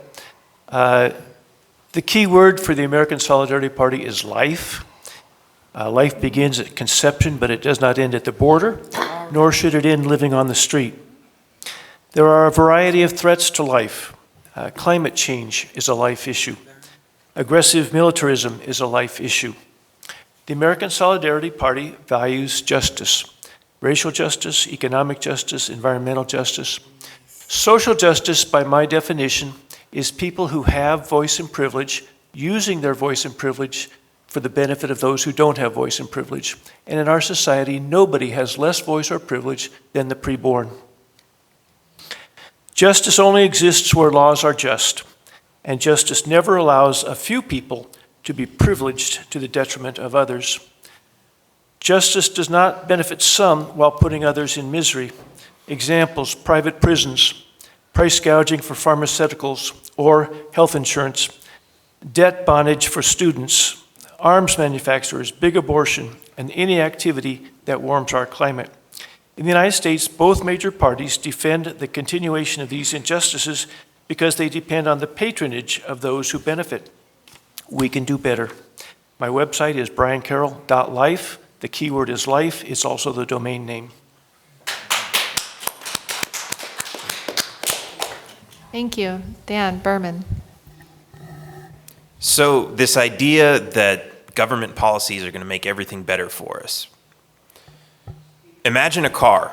You're sitting in a car and you're driving and you've got the parking brake on. That parking brake is government policy. Now the idea here is, well, the car can go faster if you press the gas harder, but that's going to have some cost to society. It will also go faster if you take the parking brake off. That's the idea of freedom. It works. We've seen it work. We've seen it demonstrated around the world many times. The government keeps track of how much money it has in circulation. In the United States, it's $3.5 trillion. That's a lot of money. Every year, the local, state, and federal governments will steal from us $7.5 trillion. More than twice the amount of money that's in circulation. On top of that, they've got a $24 trillion debt, which is more than 7 times the amount of money in circulation. They claim that we owe this money to the banks that they borrowed it from, even though they borrowed it for programs we will never get to use. We have to understand, these are our lives to live. And when government comes in and tells us how to live our lives, we're not living our lives anymore. We should live our own lives. We have a lot of policies here talking about healthcare and extending life. Would you rather die young and happy or old and miserable, knowing that everything that you worked for has been taken away from you all along the way? Knowing that you've had to work so hard your entire life, you never had time to spend it with your family. We have to consider that this is what freedom is really about. We have to go back to the idea that in a free world, we are free to live our lives without government interference.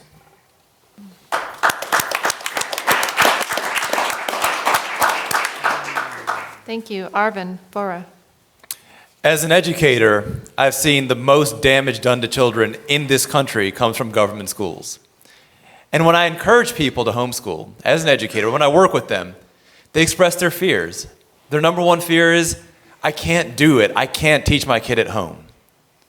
When the reality is that with 15, 20 hours of homework a week, you already are teaching your kid at home. You're just doing it with somebody else's broken, backwards curriculum.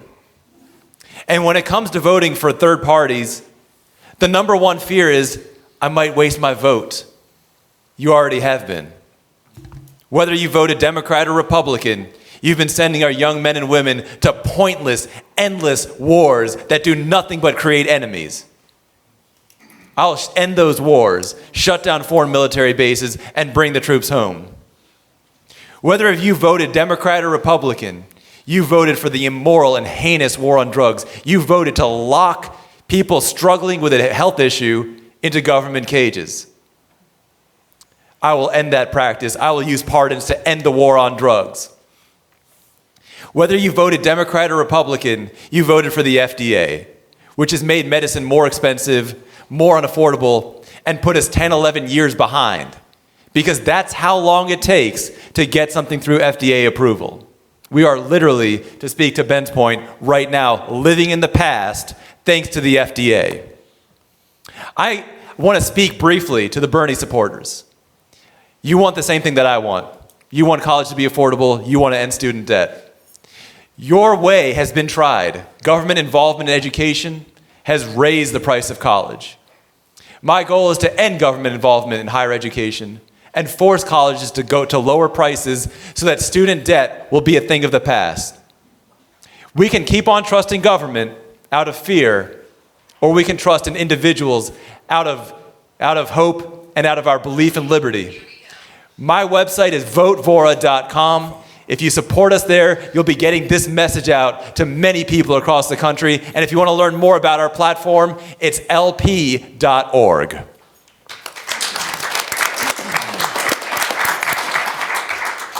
Thank you, Arvin. J.R. Myers?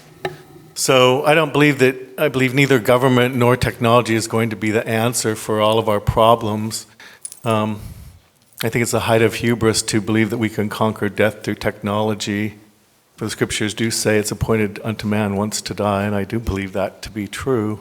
So I don't see anything coming down that path, but I think that we can align ourselves according to issues, and so that no matter which party we belong to, we can certainly, I find tonight from the expression of the views, that we can align on different issues as needed.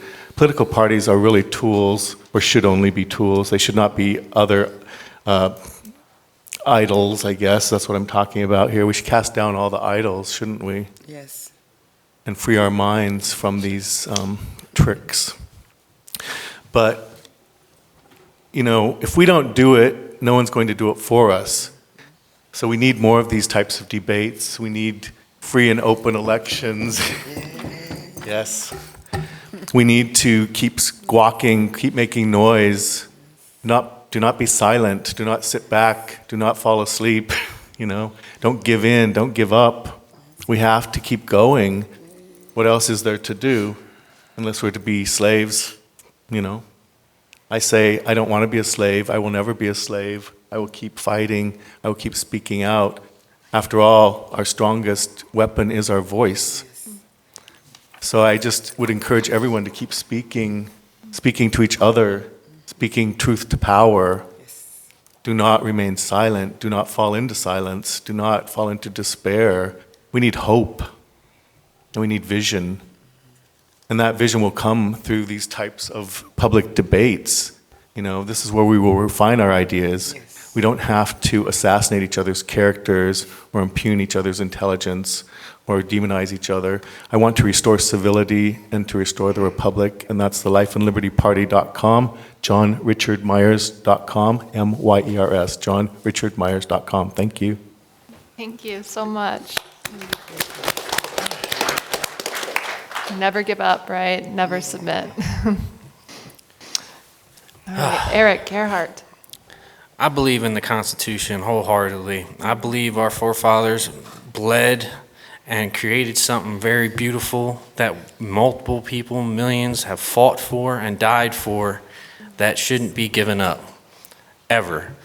because we will never have a most perfect agreement of men of both sides to drive us forward.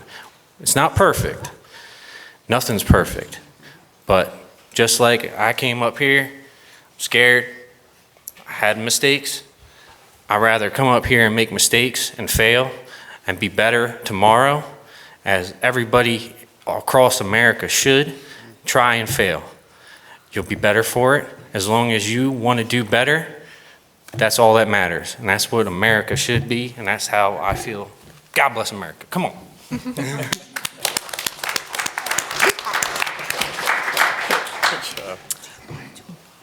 Well, thank you. What an honor to have all of you here today in this room. And first and foremost, I want to thank the Free and Equal Elections team all out there. Please.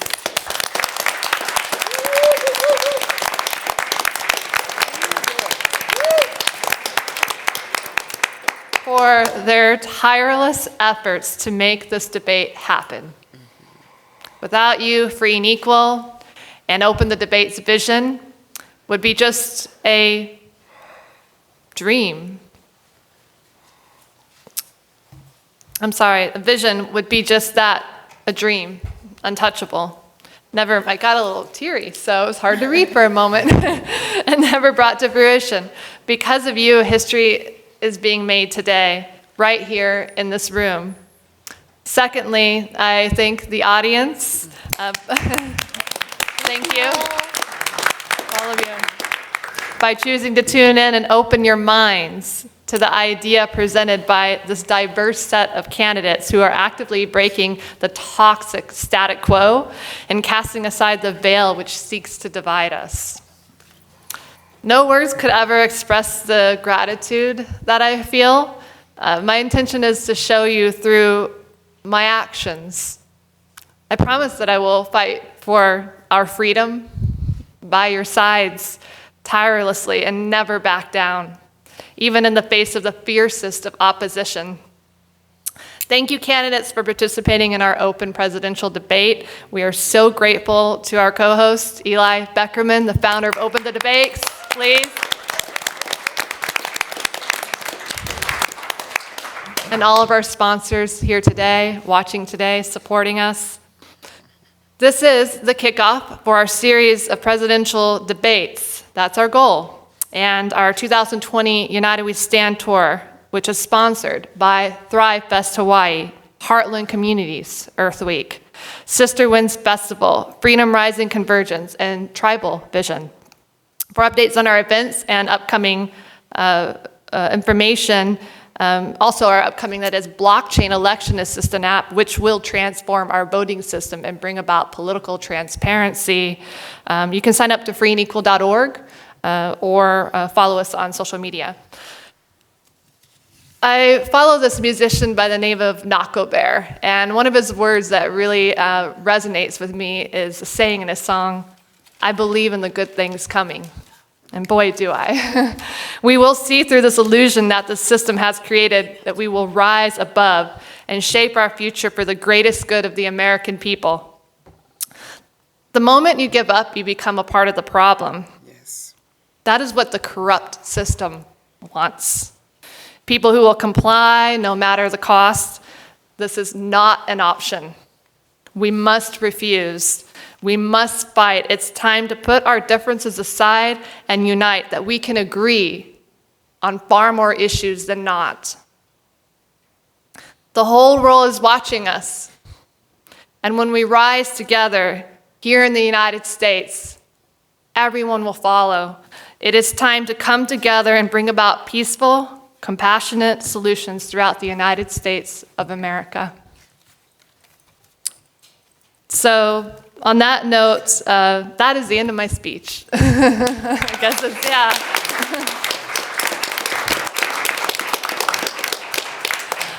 Following the second debate tonight that we have from 6:30 to 10, there will be an after party at Kitty O'Shea's Irish Pub and Restaurant downstairs here at the Hilton, so you're all welcome to go there. We'll have some live music from Dakota Mucky, one of our United We Stand artists, Josiah Helland.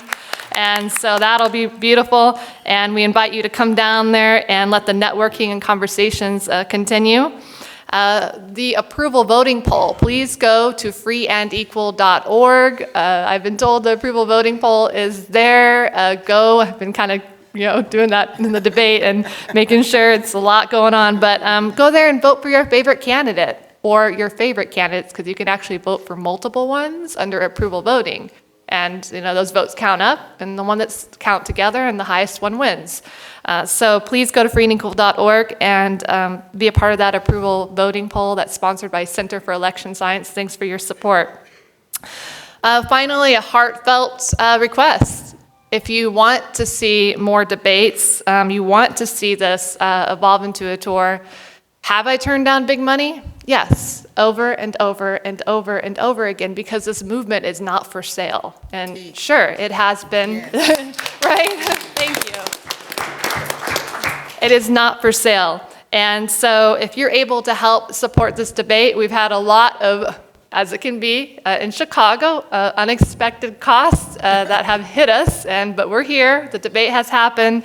I think the candidates that have personally, and their donors, and individuals of various parties that have helped to support this debate, if you as an individual can give 100, 200, a couple, or even more, that'll help us really cross the finish line and roll into a flow of a debate tour. So for all of our individuals out there on freeandequal.org, I tell you that, again, the people-powered movement, we cannot do this without you. We want to and plan to evolve this into a presidential tour, potentially collaborating with our United We Stand tour, of which the final stop will present. That is, the final stop of the United We Stand tour will present our presidential debate, which is where we will launch our blockchain election assistant app. Thank you. So if you want more, thank you. So if you want more information, please go to freeandequal.org. And I really appreciate, again, Hilton Chicago, the team. Thank you so much for all of you, the cameramen, going really out of your way to really help make this a reality. Our production team as well, Adam Moreau, Jared Pesci. So thanks to the whole team here that's here on the ground today. Have a great evening. We will have a break now. It's just at 5:30. At 6 o'clock, all of the candidates from this debate and the next one, we're going to squeeze up on this stage, and we're going to have one question. Everybody has 1 minute to answer that question together in unity, all 18 questions. See you at 6 p.m.